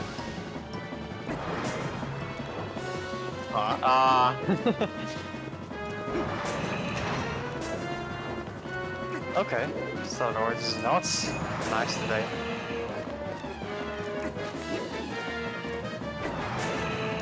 There we go. Okay, Easy. that was your early knockdown, first try, of course. When you do a brake slide, you have negative speed, and Salary just doesn't move when you have negative speed. So Alright then. Easy. Also, you can do this one cycle. It is actually really easy. Yeah, it is just a bunch of quick spins, and you can miss like 4 or 5 quick spins and still make the one cycle. It is super lenient. It is also lots. Yeah, it is also a lot harder on the Wii version because the Wii version, for some obscure reason, Nintendo decided that the Wii version could not chain quick spins. So it is a lot more precise on the Wii version. and he says it's easy. That's if you can do quick spins. Quick spins Yeah, in this wouldn't game be are nice. just like quick spins in this game are just kind of difficult. So, of course he's gonna get the heart container. Oh, dude, you fucked the heart container. You're gonna die. I should have gotten that. That 100% run is dead now. Rip. It's okay. But now this is. Oh, we don't need to save. What am I doing? Oh, nice save. Oh. This is the point in the run where we consider it to be. Most people consider it to be the late game portion, and this includes basically a dungeon rush of sorts. We are going to be heading after not raising the mirror. We are going to be heading to CAC to get the cannon to the city. From there, we will do Palace of Twilight. We will skip Temple of Time altogether, and then we will do Hyrule Castle afterwards. So, a lot of dungeon goodness from this point. Not a good old basic generic gameplay, right? Yep. Of course, yeah. Nothing crazy other than everything. Also, Yeah, so, casually, you may remember that you need to raise the mirror if you want to be able to get out of here. So the game tries to prevent you from warping away by having a text on the map if you try to warp, where Mida is like, hey, raise the mirror. But for some reason, Nintendo forgot that you could zoom all the way in. And if you zoom all the way in, you don't get the text and you can warp. That has the side effect of whenever Dean is gonna warp from now on in the run, he's gonna have to zoom all the way down, which that's not that big of a deal. No. It's if you just get like a Stellar second of Skip, time. however, you don't need to zoom down. Yeah. And interesting thing about that is that, well, first, statues don't exist, so he can just kind of flip through it. This is another one that is super easy and saves an hour and a half in the run. Yeah. It is and the biggest sequence break. Yeah, it is the biggest single sequence break in the entire game. Oh yeah, that's right. That's what happens if you don't zoom in. Yep. Hey, you have to go to this Mirror Twilight. What? We'll get there. I just want to do dungeons, dude. Let me do my dungeons. We're gonna do dungeons first. I don't know. Minna doesn't seem to know what we're up to. Yeah, so as we talked about earlier, this is the reason for needing those 300 rupees, which he is at now. If he for some reason was low on money, Fire does have 60 around his float, so money is never really a stress in this game if you know your backups, but also if you just kind of know if you just kind of go for all the RNG drops, it's pretty easy to get 40 easily. But yeah, this is probably a good point during this short cutscene to, if we had any more donations, to read off quickly. Yeah, or anything to plug in. So just checking in on our bid, it's our bid incentive for upgrading Marvel's Spider-Man Remastered to Ultimate Difficulty. We are still at $143 out of $500. So get your donations in if you would like to see that difficulty upgrade. I would like to see that difficulty upgrade. I would too, yeah. Sounds fun. I'm sure the difficulty being higher makes the run much more interesting.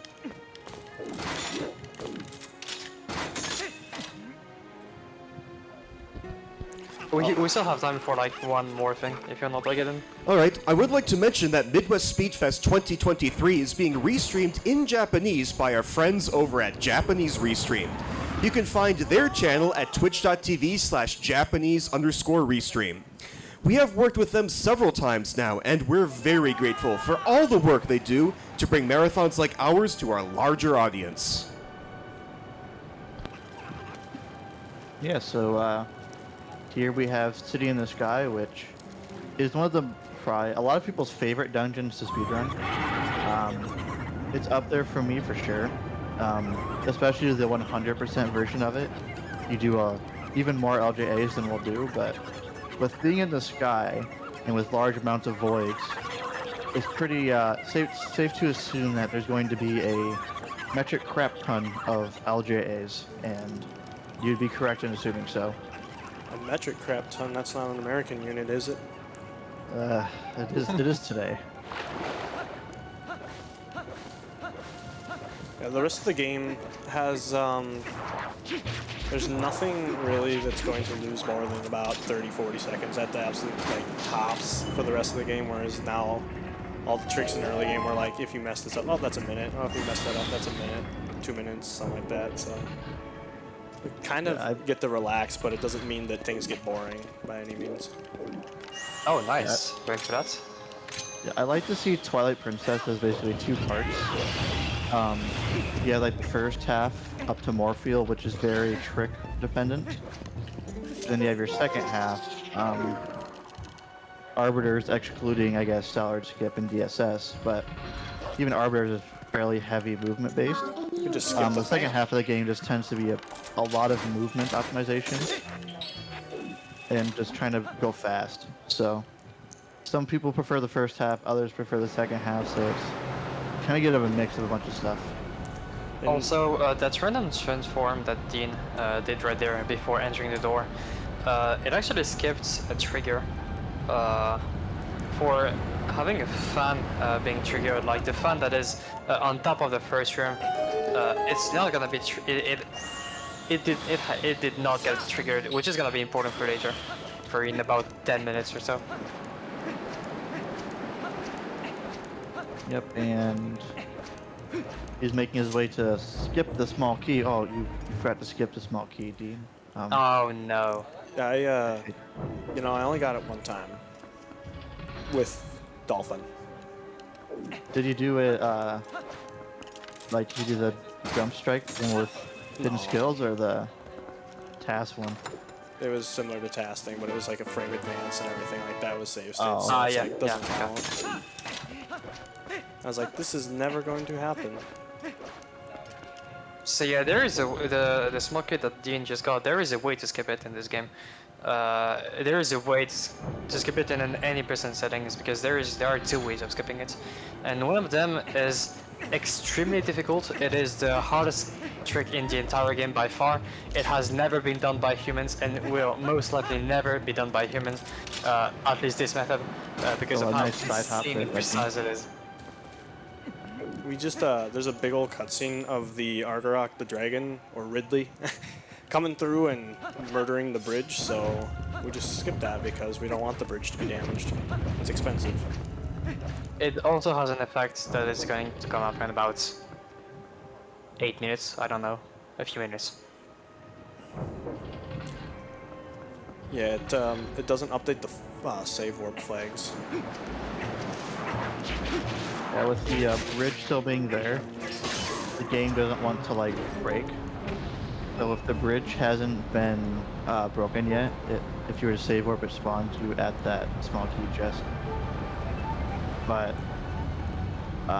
due to the fact that we are skipping that cutscene, the bridge will never break. So we could save warp right now and we will be back at that small key chest. Yes. Yes. Nice clips. Equip yes. So this next couple of rooms will just be a bunch of LJAs. It's very entertaining to do well. Some runners opt to do only the one LJ in the floor tile room, but it, like, no matter which way you slice it, you're gonna basically be like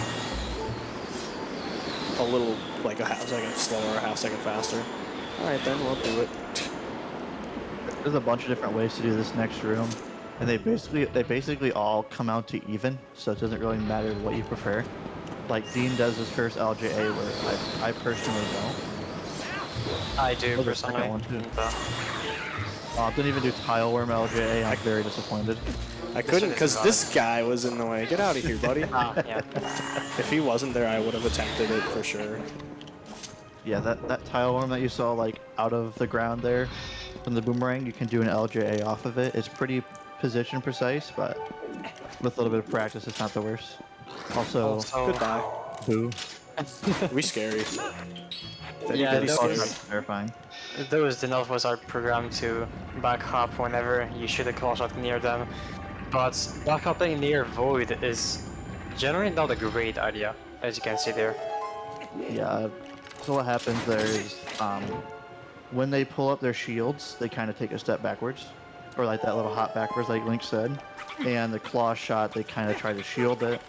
And since they're on the very edge, they just kind of void out, like Kermit jump into the void. So it's a nice ledge grab. I didn't hold down enough. In this next room, Dean is going to be doing a a little, I don't know if I would call it a sequence break, but a little optimization where he's going to use Uku to jump onto his upper ledge, and then jump off of here to grab the sledge without having to activate an extra switch, which is very slow. Yeah. And If if you you miss had enough that, health, you oh, cry. go ahead. Oh yeah, go on. I wasn't gonna talk about that. Oh, I was gonna say, if you had enough health, there is a jump attack you can do down here, which saves a couple of seconds, but it takes 2 hearts of damage, so. And Styler Skip does take a lot of health, plus if you mess it up at all, then that is extra health lost, so.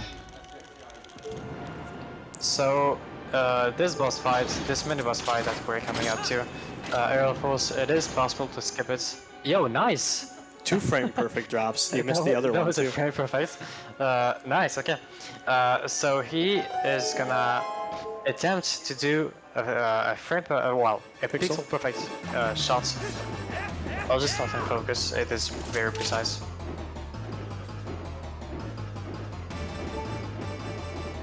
Too low. Yeah, unfortunate. tfern.com/TP. Yeah, to earn.com/TP. Oh, you saw it there for like a frame. No.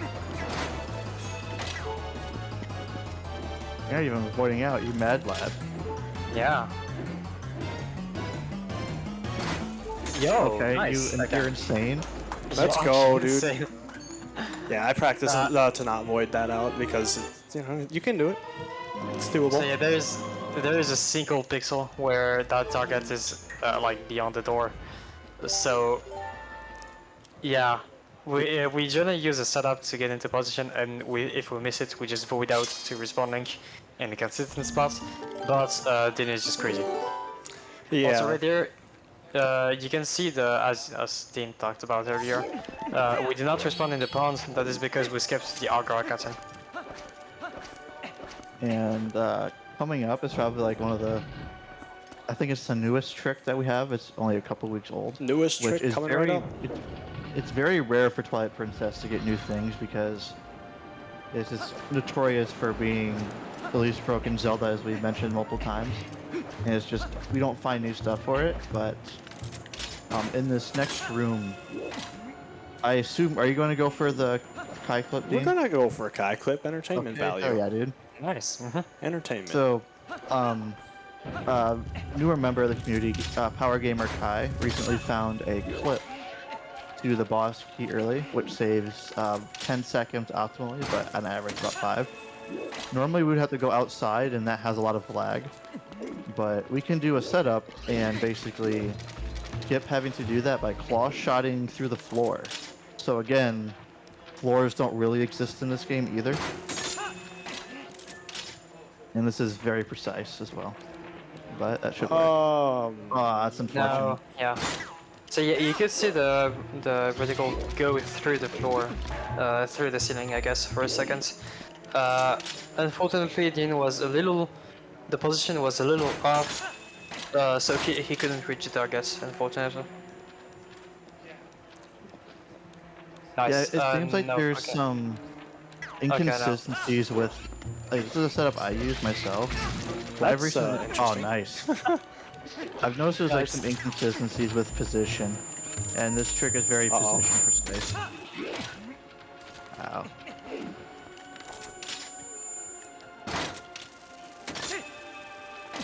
But it is cool. So Please don't. Okay. It's rude, dude. Rude dude. yeah, falling down makes this Halmasaur behave in a very annoying way. I've never fallen there before, so it's entertainment for me too. I'm just done waiting that for the day where once. someone falls straight into the void by doing that. Uh, I've done it in practice, but I haven't done it in a run yet, and I can't wait for the day somebody does. Yeah, I see no reason why this wouldn't work, but TP is TP. Like, yeah, TP is TP. TP being And- TP, guys. Please, please. I guess you can just go outside at this point, or you're trying again. nice. One last try, and then we'll just do it the normal way. I must be off by the tiniest bit. There, this for sure has got to work. Yeah, that's gotta. Yeah, there we go. I saw it. Okay, nice. First try, let's go. Don't fall. Okay, good. I thought the Helmosaurus was gonna bonk you through the hole again. That would have made me cry. I've done that in a row. Oh, I set up. Yeah, so that trick it's very precise. So it, yeah, it's very precise. So I've it never makes had that sense much to kind of troubles with mess it that up a little either, bit. but that's unfortunate. We It still is got it. very cool and saves up on some lag because the door that you use to enter the boss key from up top lags an extremely large amount. And unfortunately for our verifiers, that used to be they basically go there to see, hey, is this person on emulator or are they on console? Like, and unfortunately we don't go there anymore, so. Alright, Kirk. I mean, they still have ways of knowing if we're playing on EMU or console. Yeah, it's pretty easy to tell. But this is a very flashy LJA. Let's go. Probably it's one of the first ones that I personally saw of Twilight Princess, so it's just super flashy. Fun fact, I got across that fan gap when in my first casual playthrough without turning on the fans. How did you do that? Nice. Back in 2009. LJs or? No LJs. I just eventually figured it out. Nice. Young was me like- figured it out. Speedrunner at heart. So yeah, it was always the thing. So here we have Fan Tower. If you're fast, you can make a fast cycle. Not a fan of this But tower. it does require you to have good claw shot aiming. It's very common for like to get the first like 3 or 4 claw shots fine, but it's not uncommon to miss this last one. So here he'll be trying to go for a faster target. Let's go. Nice. Okay. This is. And if you very were a little tricky bit too. further left on the fan, you could have done a no scope, but.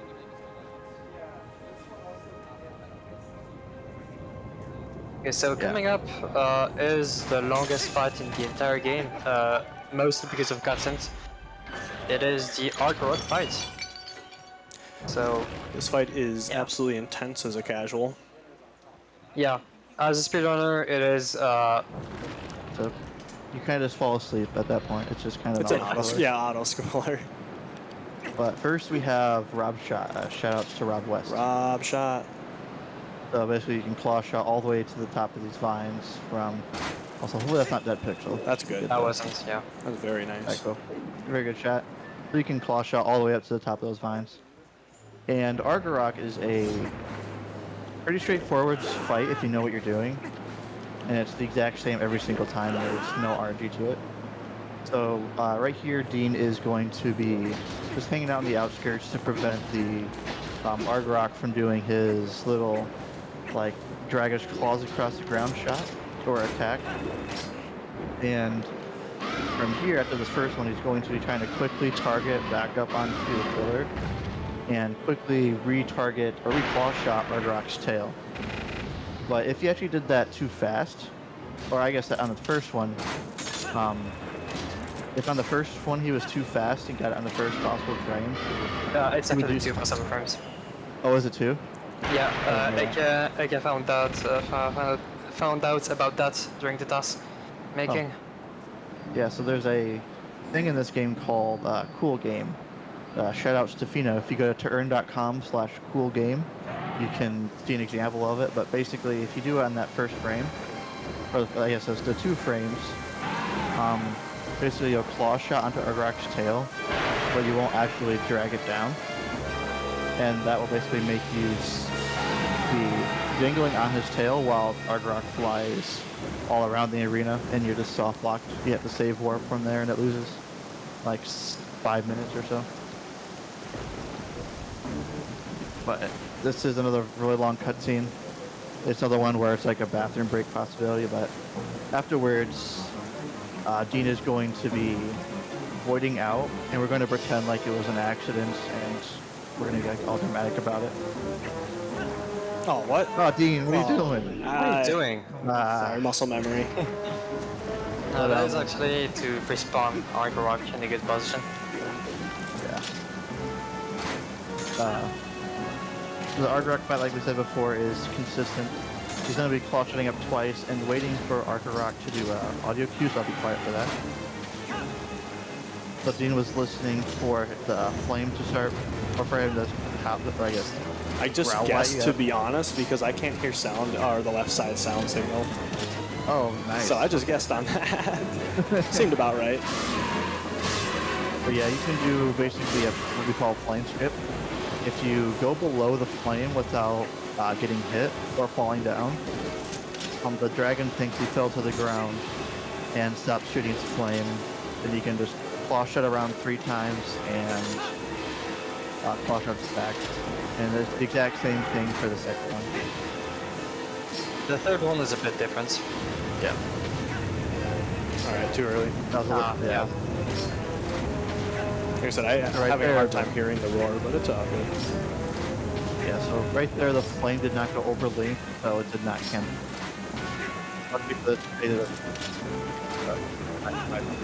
It only lost like, what, 10 seconds maybe? Yeah, that's fine. Not too bad. Third phase is quite a bit different because Archer Rock is designed to do a quick 180 on you, so it's going to be going up the same way, except it's going to be taking off Iron Boots at the top, and they'll be doing 4 claw shots after the Owl.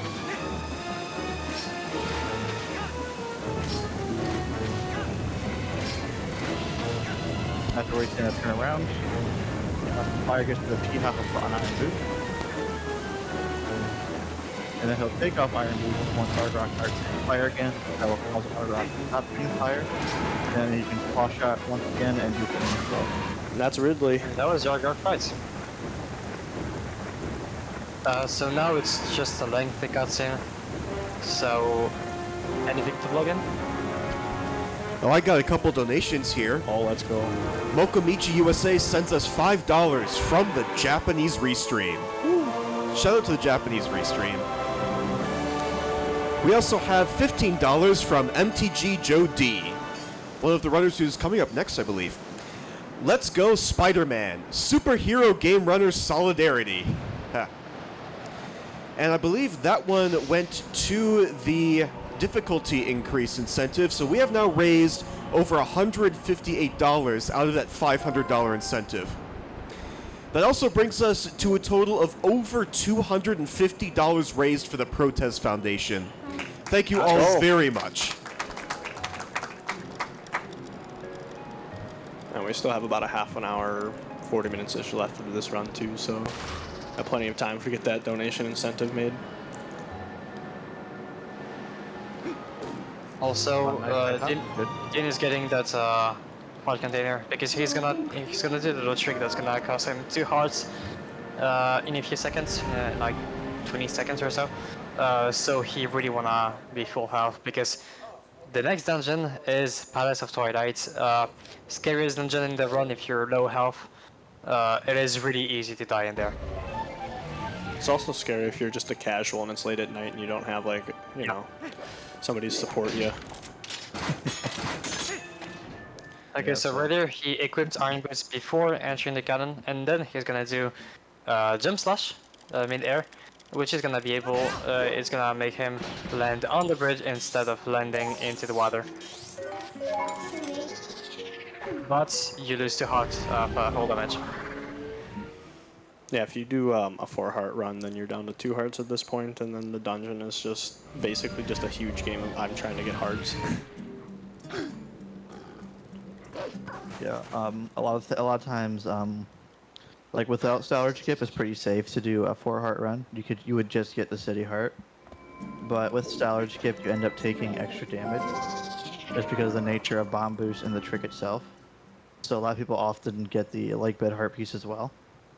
But also just having extra health in Palace is super nice, like they said before, because it is just easy to tank a lot of damage, and on 3 hearts, Dean should be pretty safe.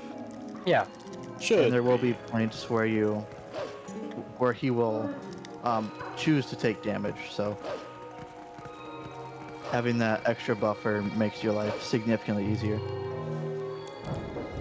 This dungeon, if anybody finds a way to sequence break it or make it go any faster, please. Yeah. Like this dungeon is basically casual. Just other than a couple optimizations. Yeah, it is. Well, Palace of but- Twilight. Palace of Twilight is done almost the exact same way as you could do it casually, but fast. So yeah, we do all of the dungeon. We go through every single room of the dungeon. We don't skip anything in this dungeon. It is annoying.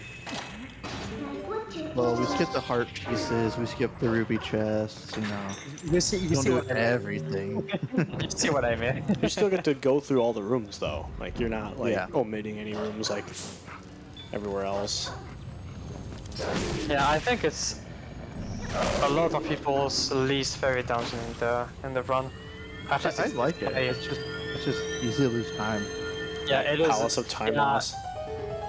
Yeah, exactly. So there is another name for that. It's just Palace of Time Loss because it is so easy to lose so much time in this dungeon.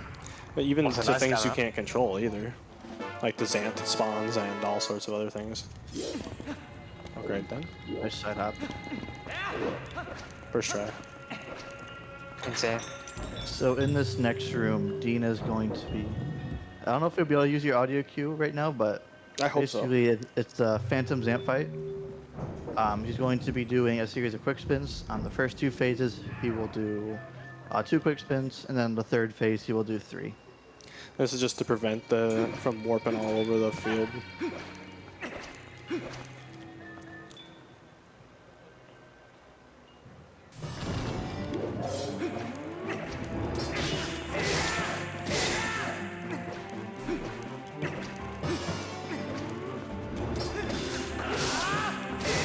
We're pretty far away.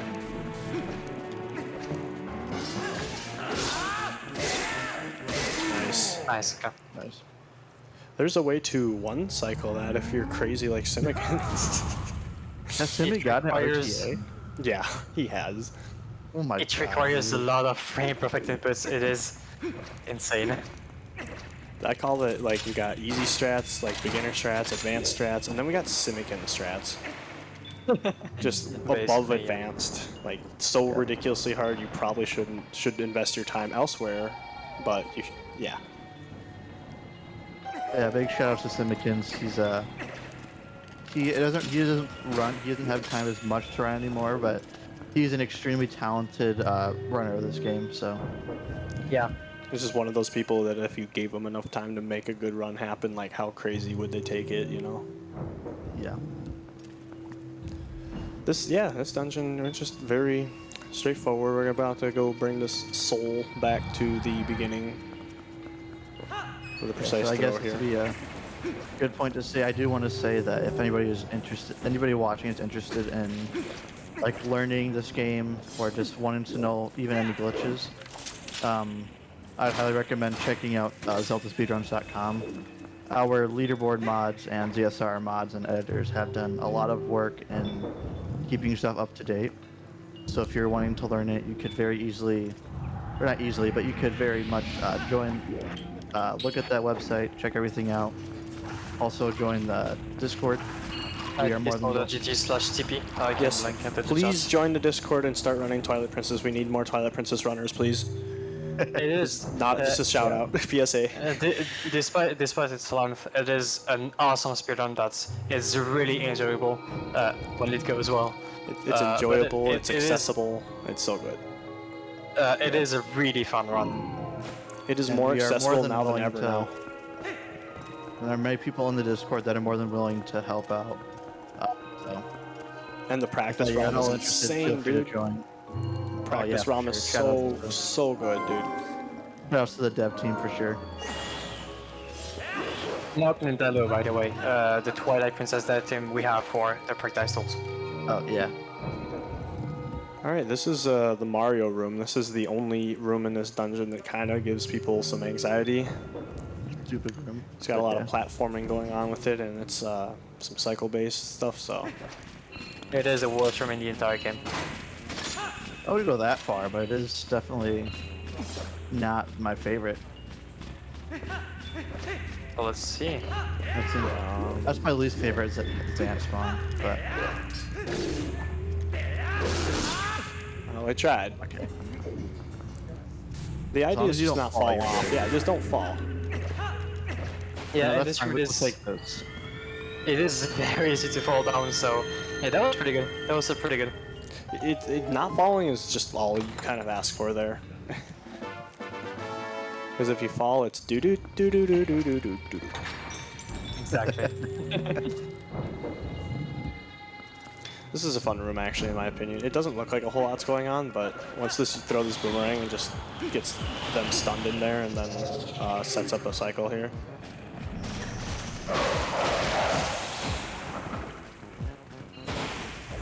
Yeah, so throwing the ring there makes them basically aggro faster.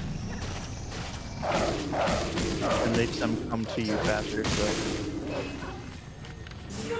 nice dash cancel on the heads, that way he can get over here soon and claw shot up before Nice. the cutscene starts. Nice. And he's gonna go for Spidey shot, right? Oh, we're gonna go for Spidey shot in honor of the Spider-Man running coming up here soon. We get the Spidey shot. Oh, there we go. Easy. First try. Nice. Everything's first I try. realized that clustering the left target on the wall would make it a bit easier with the camera. I always go for the right target, so you'd probably go for the left target. I don't think you can even make it. With the To right the right target, you can. I did it multiple times. It's just very tricky because you cannot see what you're doing. I guess I've never even tried to claw shot the right one. I always just like assumed it was too far away, but now we have Phantom's Ant 2, which is the exact same as the first one, except there's no cutscene to start.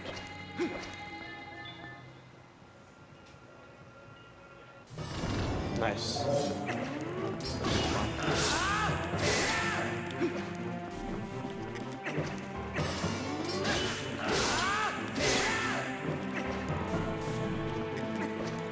Nice.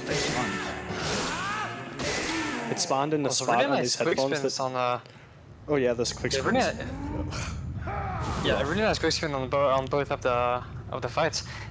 For some reason, I feel like on this specific fight, it is really difficult to get all the quick spins. I don't know why. It just feels much harder than anywhere else in the game.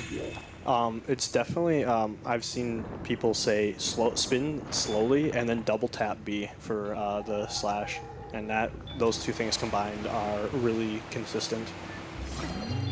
I like doing I do slow spins, but I don't double tap, so. Double Slow tap is spin just if sure you go helps. too early. Also right there, Dean did a little trick. It's an L slide. We saw one already during the starter skips attempts. But basically, like, you cross shots, you hold down, then you hold target, and that makes you slide because this game is fun. I don't know why. I wonder how much the L sliding besides Stellar Skip saves through this dungeon. Like, 1 or 2 frames, probably. It's so little. It probably saves more because of the one. The squeebles. Yeah, because of the squeeble one. Yeah, sure. Yeah. It probably saves like a couple of seconds throughout the entire dungeon, but like nothing crazy. This whole dungeon luckily- is just piecing together tiny little optimizations and hope to just get the most out of them.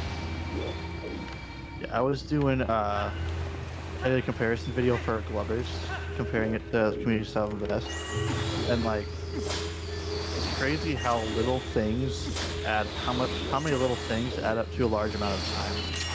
Yeah. I tried to get one of those keys, but hey, guess it wasn't meant to be.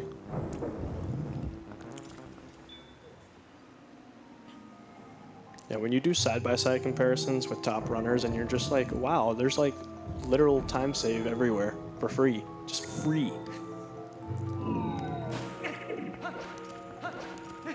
Also, throwing the ball there allows you to roll instead of walking to the platform. Optimally, you would just drop the ball with the sword if you miss the one framer. Yeah. Because Dean was going for a Nice LJ. Let's go. by cruel world. Let's go. The boomerang even come back. Let go. And with that, we get one of the most useless items in the entire game, the light sword. I don't think it's necessary for anything because even Zant No. you can do Zant with just the normal light sword. It is necessary. Or the normal master sword. It's The only necessary thing it is just to get through necessary this for is fog. Yeah, exactly. That's all it is just this fog. Anything else, and it's just like, well. Alright, we used it. Well, even if we had a way of going on the other side of the Twilight wall, well, we still need the light sword because there is not just this fog wall. There is actually a giant collision if you don't get the light sword, and the light sword moves that, and that's literally the only point of the light sword. Otherwise, the entire dungeon can be done without it.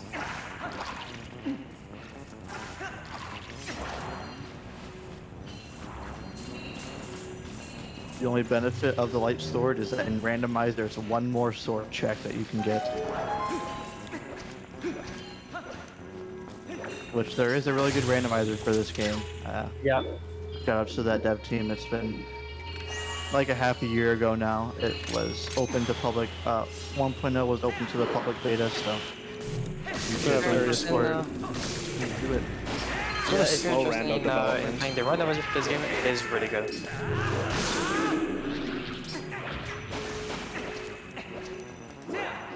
Alright. I didn't ever really run randomizer for this game much because I didn't ever like do 100% or even full percent it. 200%, however you want to call it, I don't know. On the pause, yeah. All flags. Yeah, I've only done it like a couple of times, like friendly races, but it's not something I do like on my free time. I used to play randomizer for this game a lot. Not much right now, but I used to play it a lot. It is really good. Wind Waker randomizer, on the other hand, very amazing. Like, just very well made in the development team. It's all the sub communities making randomizers and stuff is just like they do such a good job. Shout out to them.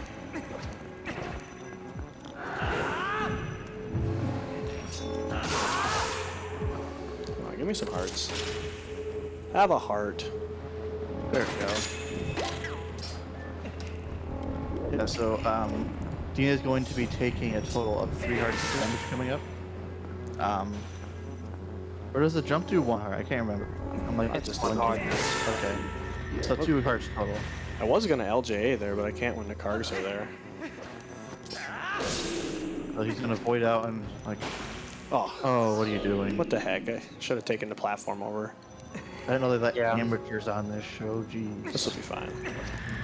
There is actually a return LJ, I believe, but isn't it like DAS only or something? I don't Yeah. remember. And it barely saves any time, even for Yeah. caps.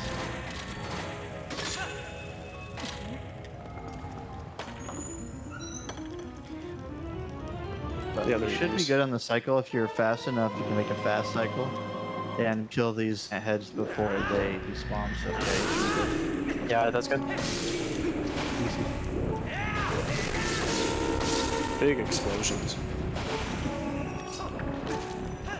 Oh, Also, Dean talked about that. I think he did at the very beginning of the round, before getting the Master Sword. But if you kill enemies, you'll get some hit stun effects Oh, jeez. for. What the hell? okay. So yeah, you'll get some hit stun effect for dramatic purposes. And you really want to kill enemies in the exact same frame, because if you do so, you only get 1 hit stun effect for like 20 enemies killed.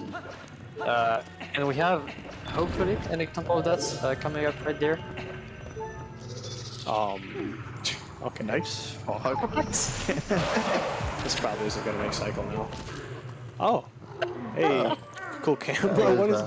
Yeah. That's the new one. All right then. Yeah, I guess the fog can. The hitbox of the fog extends past the barrier. So like, I personally do like a little slash to prevent that from happening. It's really Aw. stupid. And as Wolf, you take double damage. So even though it didn't really matter because he was already on quarter heart, but just one thing to note is that Wolf does take extra damage compared to human. I don't know how to do this room anymore.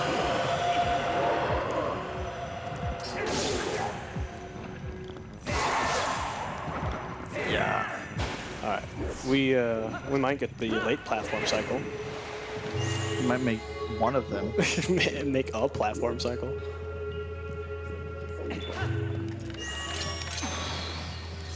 Okay, this room, there is an early cycle you can make if your movement is good enough. Well, with what happened there is no way that it makes the early platform cycle. But you can get it. Nice spots. Oh, you do this stupid LJA. This is the worst LJA in the entire game. Oh yeah, we're super early. It won't Holy be crap. too bad, I guess. Yeah, no, that's fine. We're super early. Not late at all. Very, very early. Super early platform cycle.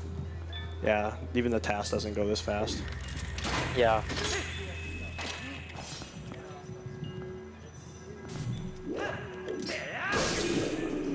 Nice. And you can LJA off those heads. Enemy LJs in this game are really awesome. Yeah, We it is. alluded earlier that there's like, you can do LJAs off a bunch of stuff. You can pretty much do an LJA off of anything targetable, so NPCs, enemies, I guess the boomerang is also works in that vein, so. Yeah, LJs are actually intended. It is actually an intended feature. The thing that's not intended is that you are able to target the boomerang. But it was put in the game by the developers. Intended mechanic clearly to boomerang long jump. Yeah, it is intended, of course. Also, as I talked about it earlier, trying to get all the kills on the exact same frame, just like this, which just looks awesome. It's really satisfying. It saves time too.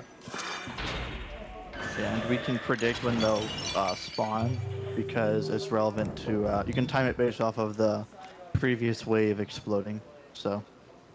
And this is the last major run killer. The last major thing that can go wrong in the run. So the Zen fights, you're basically gonna see a remix of most of the boss arenas we see in the game. We saw like 1 or 2 of this entire fight. It has 6 phases. In my opinion, it is the best boss fight in the entire game. It is so sick. I love it. So yeah, it's 6 phases. It is pretty intense. There are a couple of one cycles you can go for. One of them saves a lot of time, like 10 seconds. Like it's 15. Yeah. The first cycle is in Diablo's room, the boss of the Forest Temple, which we never saw in the game in this run. I totally remember. You guys weren't here for this? Huh. No, I think we had some technical issues during that. Oh, probably, for sure. So in this phase you can go for a one cycle, which is a 2-frame window, so let's see. Hey, let's not go. That's a frame that really had to have been. Blame the setup. So yeah, Zant is one of those enemies that really does not care about damage values at all. The important thing is that you land the last hit of a full combo on him, and that's pretty much what is the trigger for ending the phase. Like you land 2 hits of the last, you land twice the last hit of the combo. That's pretty much what ends the phase. Yeah, the final hit's the only thing that actually matters. You could your first 3. We're gonna have to take the L here. Just tank it, yeah. I apparently didn't pull my water bomb there, and it was really... Yeah, I think you kind of got Iron Boots a little too early there. Or maybe I like pressed them on the same frame or something. I don't know, yeah. That's a really easy fix though. Oh, that's right, you spawn in the face, I forgot. You're gonna want claw shot, by the way. There you go. That could have been unfortunate. Nice. Also, we did not talk about this during the run so far, but whenever you do a full combo like this, it is faster to do a specific combo of directions, which is right or left first, I don't remember, but like... Do left, right, left, up, down. yeah, right, left, up, down.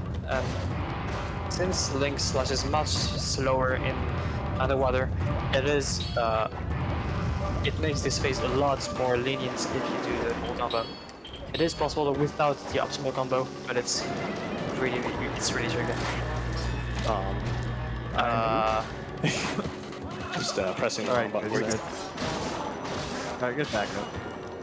Alright, that's the last point of the run that's a major killer, because if I run out of bombs for that fight, I have to take like a 10-minute time loss.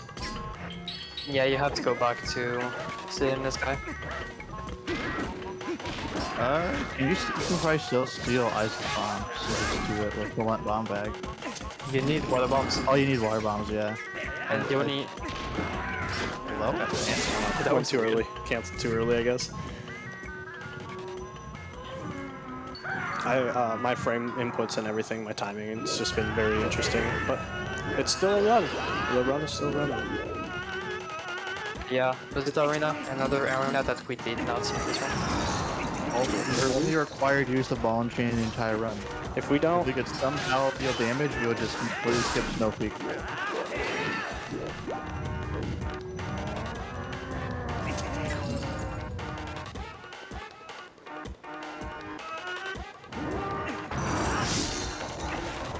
So yeah, that was the second and last required ball engine use of the entire run. let's go. And now for the last phase, it is a bit more tricky. So there, Zent is gonna teleport every time you hit him, but you wanna hit him with the last hit of the combo. So this is gonna be doing a little bit of setup. Second hit is the hardest, but that was perfect. Then quick spin to knock him, then a full combo, and he's down. Yeah, so optimally, optimally you would hit him with 3 stabs because it only takes health from him if you hit him on the 4th hit of the stab. But it still went well. Very good fight. Now we gotta that go was just take pretty the good. castle Even and with the we're good. Yeah, only even with a game over, hey, still flying. And all we have left is to head for Castletown, or head for Hyrule Castle, and what's it called? I'm blinking. Fight Ganon, that's his name. The Ganon thing, yes. The Ganon thing. He's Ganon. Oh, he's a bunch of different things in this game. That is true. He's a Zelda impersonator and what is it, a puppeteer? Marionette? Yeah, that's what he is. And he's a beast too. He's an absolute beast. He's build a beast. So he'll be warping to Castletown, and Nope. Now we're warping to Castletown. he'll be doing one last LJA. Oh, to skip one last minute trigger. But we basically just have a really long cutscene coming up, so if anything else you wanted to chime in with, this would be a really good time to do so. All right. We have a $10 donation from Zojalix, who is going to be our Spider-Man runner. I want to run the game on Ultimate, so let's go ahead and start a train for it. Good luck, Dean. Keep killing it. Hey. Yeah, that would be nice. Let's start a donation train for that upgrade to Ultimate difficulty. We are still at $163 out of $500. Just get it to 200. That's a good start. That would be a good start. Also, some of that donation actually went to the category choice bid war, so Silver Lining is currently in the lead. So if you'd like to see Turf Wars take the lead, then you can donate to that as well. But I would recommend the difficulty upgrade because that needs a lot more help right now.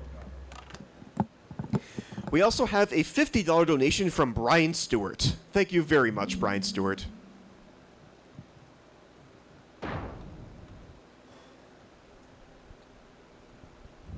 Yeah, so this is, I think it's the longest it might be the longest cutscene in general, but it's the longest non-skippable one for sure. It's the longest one in any percent. It's not the longest one in the entire game. Okay. I'm just actually that's probably Arbiter's Sage stuff. Actually, I think the longest unskippable cutscene of the game is the Ilgas cutscene at the very end of the quest. It's like 2 minutes.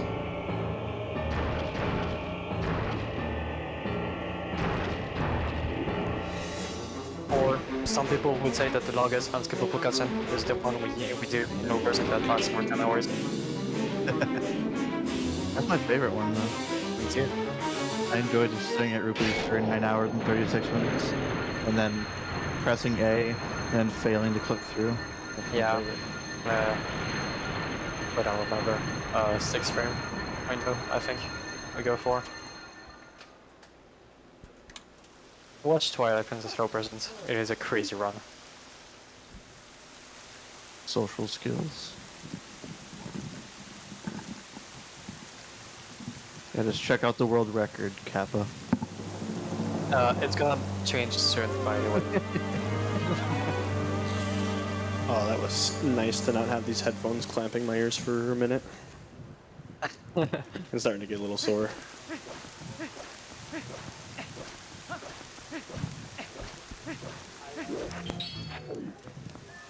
Yeah, so we Hyrule Castle.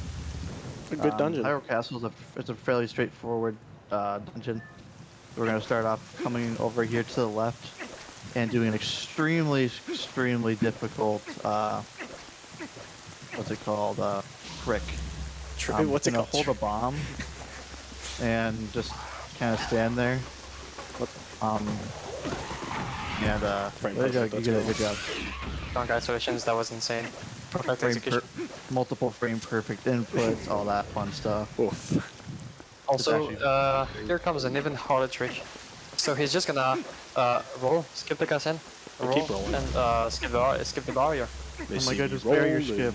Whoa. Yeah, this game has barrier skip. Bet you guys didn't know that. Yeah. There's a lot of barrier skips actually.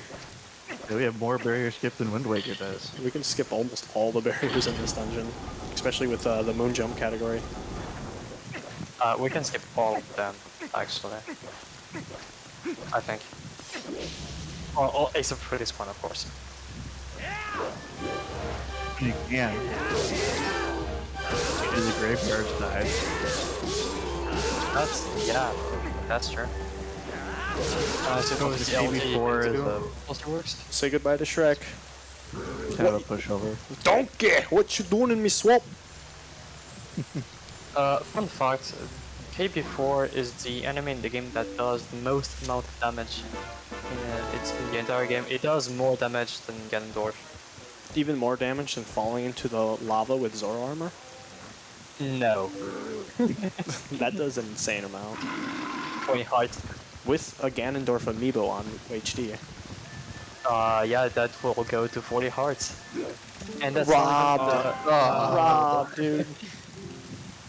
I tried to get a save warp off that backflip to skip the Midna text, but my mashing is very not good when you're holding a bunch of buttons at the same time.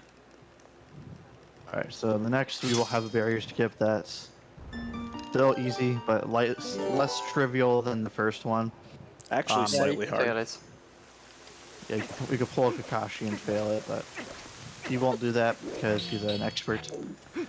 Once he enters this area, he's going to basically do a jump attack into the cutscene. Skip it at a relatively specific angle, not very tight or anything, and then he'll be able to just kind of waltz on out of the barrier.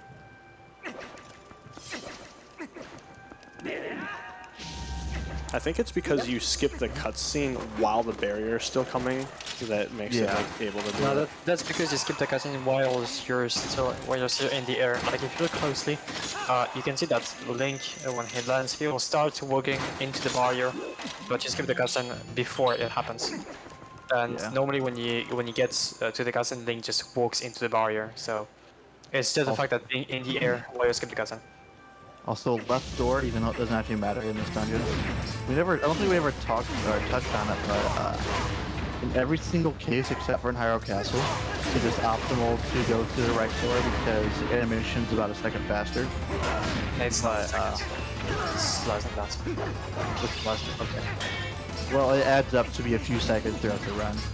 But Yeah. in Hyrule Castle, you always, even if you enter through the left door, you'll still come out the right door. Come on. Come on now. Come now. There we go. Ballin'. I set my boomerang target position up so that I can yeet it straight out of this cutscene to hit the target or the lantern. I've never actually seen that angle setup. I use a quite different one, so it's interesting. I'll probably start doing that one because I do not understand how this thing works. Like, I tried other setups and they did not work for me. I don't know. I don't know, I just do it. Insert that hammer note I image. remembered the puzzle this time, good. Whew. Good. Cranky's advice. Alright, I really, this is one of the most comical parts, in my opinion, of the run. Oh, do you do the good one? You do. I'm so happy right now. I don't know. They don't know what hit them. Oh, that one. What is that? No. It's like a second slower than ringing the bomb into the door, but it's so much better. It's so much more consistent, yeah.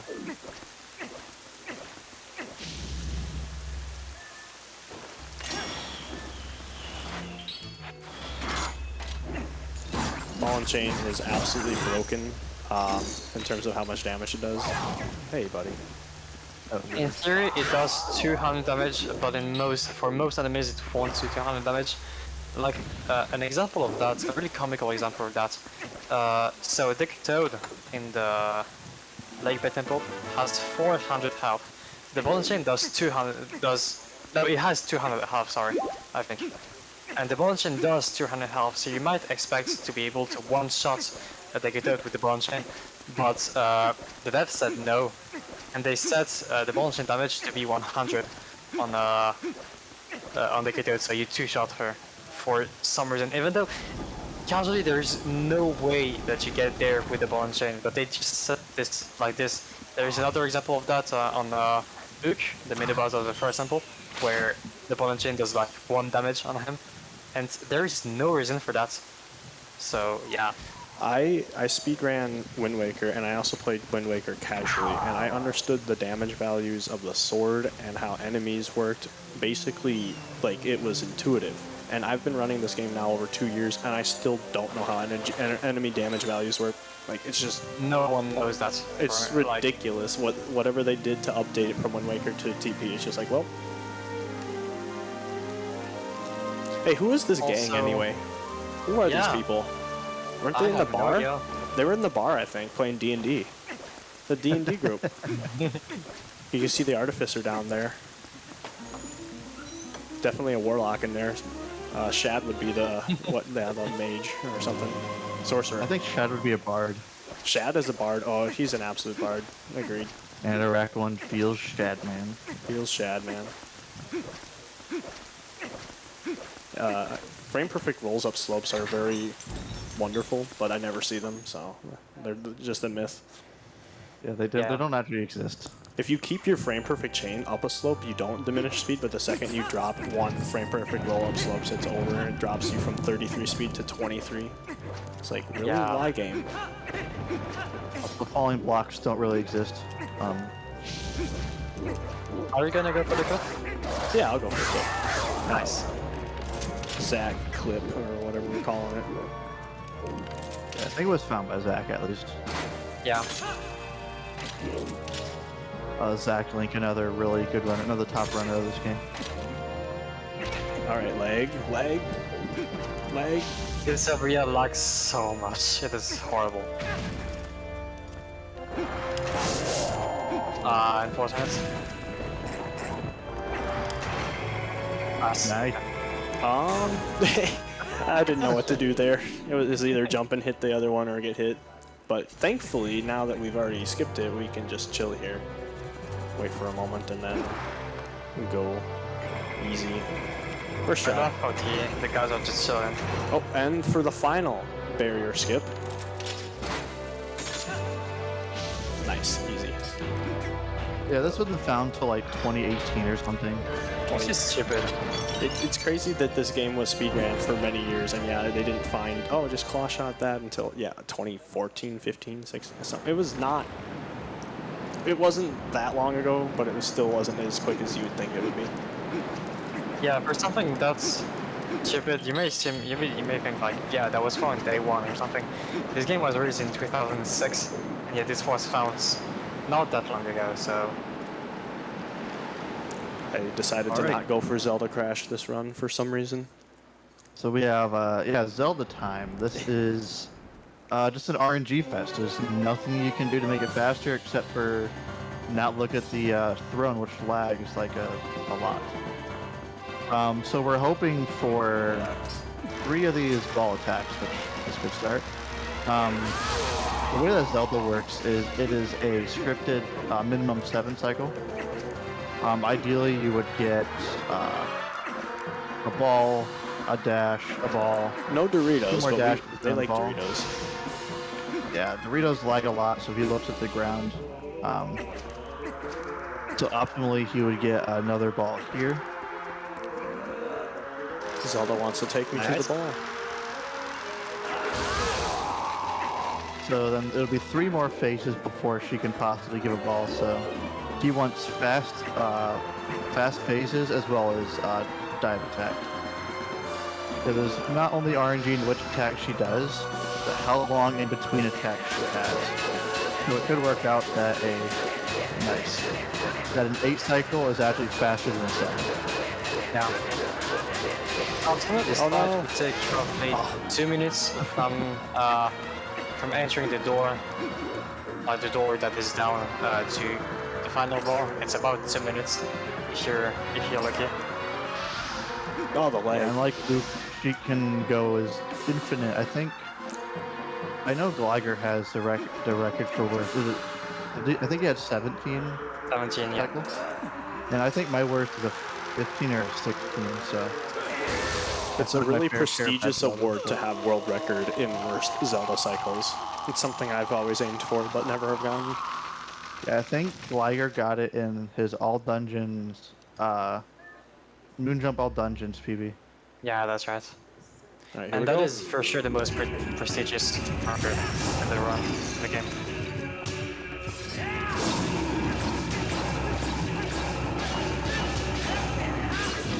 So for V-Scan, he's doing a very specific set of inputs or attacks because, like we said, damage values in this game are kind of stupid. Or kind of silly, I guess. Stupid is a bad word. But basically he starts with a jump attack, spin attack, or a stab. Does 4 slashes without a combo, and does a full combo. And he'll do the exact same thing on this one. Damage values are really confusing in this game. And Damage then- values did not exist in this game. And with that set of damage, all he has to do now is grab his little face and then do the attack. I dashed towards that portal there just to save a few seconds of him running towards me. Easy, first try. GG. And horseback is next, and horseback is consistent, and there is RNG, but it has consistent possible outcomes. But at the start of it, he's going to try to get Ganondorf to swing at him without actually hitting him in order for him to do the 3 hits optimally. So we'll see which there's 3 different things that Ganon can do. Step 1 done. Oh, And Ganon took a stupid harsh turn left. That's like a very low probability of doing that option. Yeah, it's like 5%, I believe. no, this is the most common RNG pattern. Was that like a harsh left, or was that just a gradual? I couldn't tell. I think it's just because I had a bad camera or a weird camera. Okay. Yeah. But that was the 60% RNG That was pattern. a really good fight. That was a really good horseback though. It was clean. Also- It's just keep your distance or really close to him so Zelda can target him.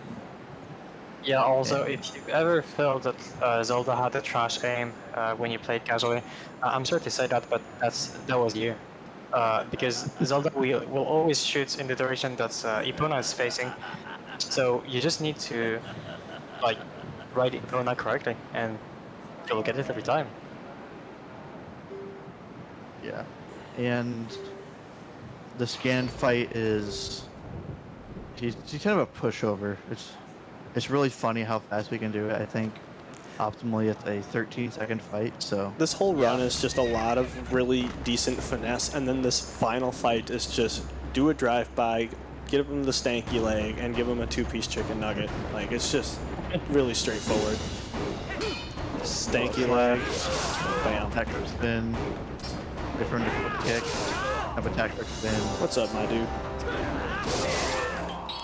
iron boots, And time is gas coming up. boot, Boom, And GG time.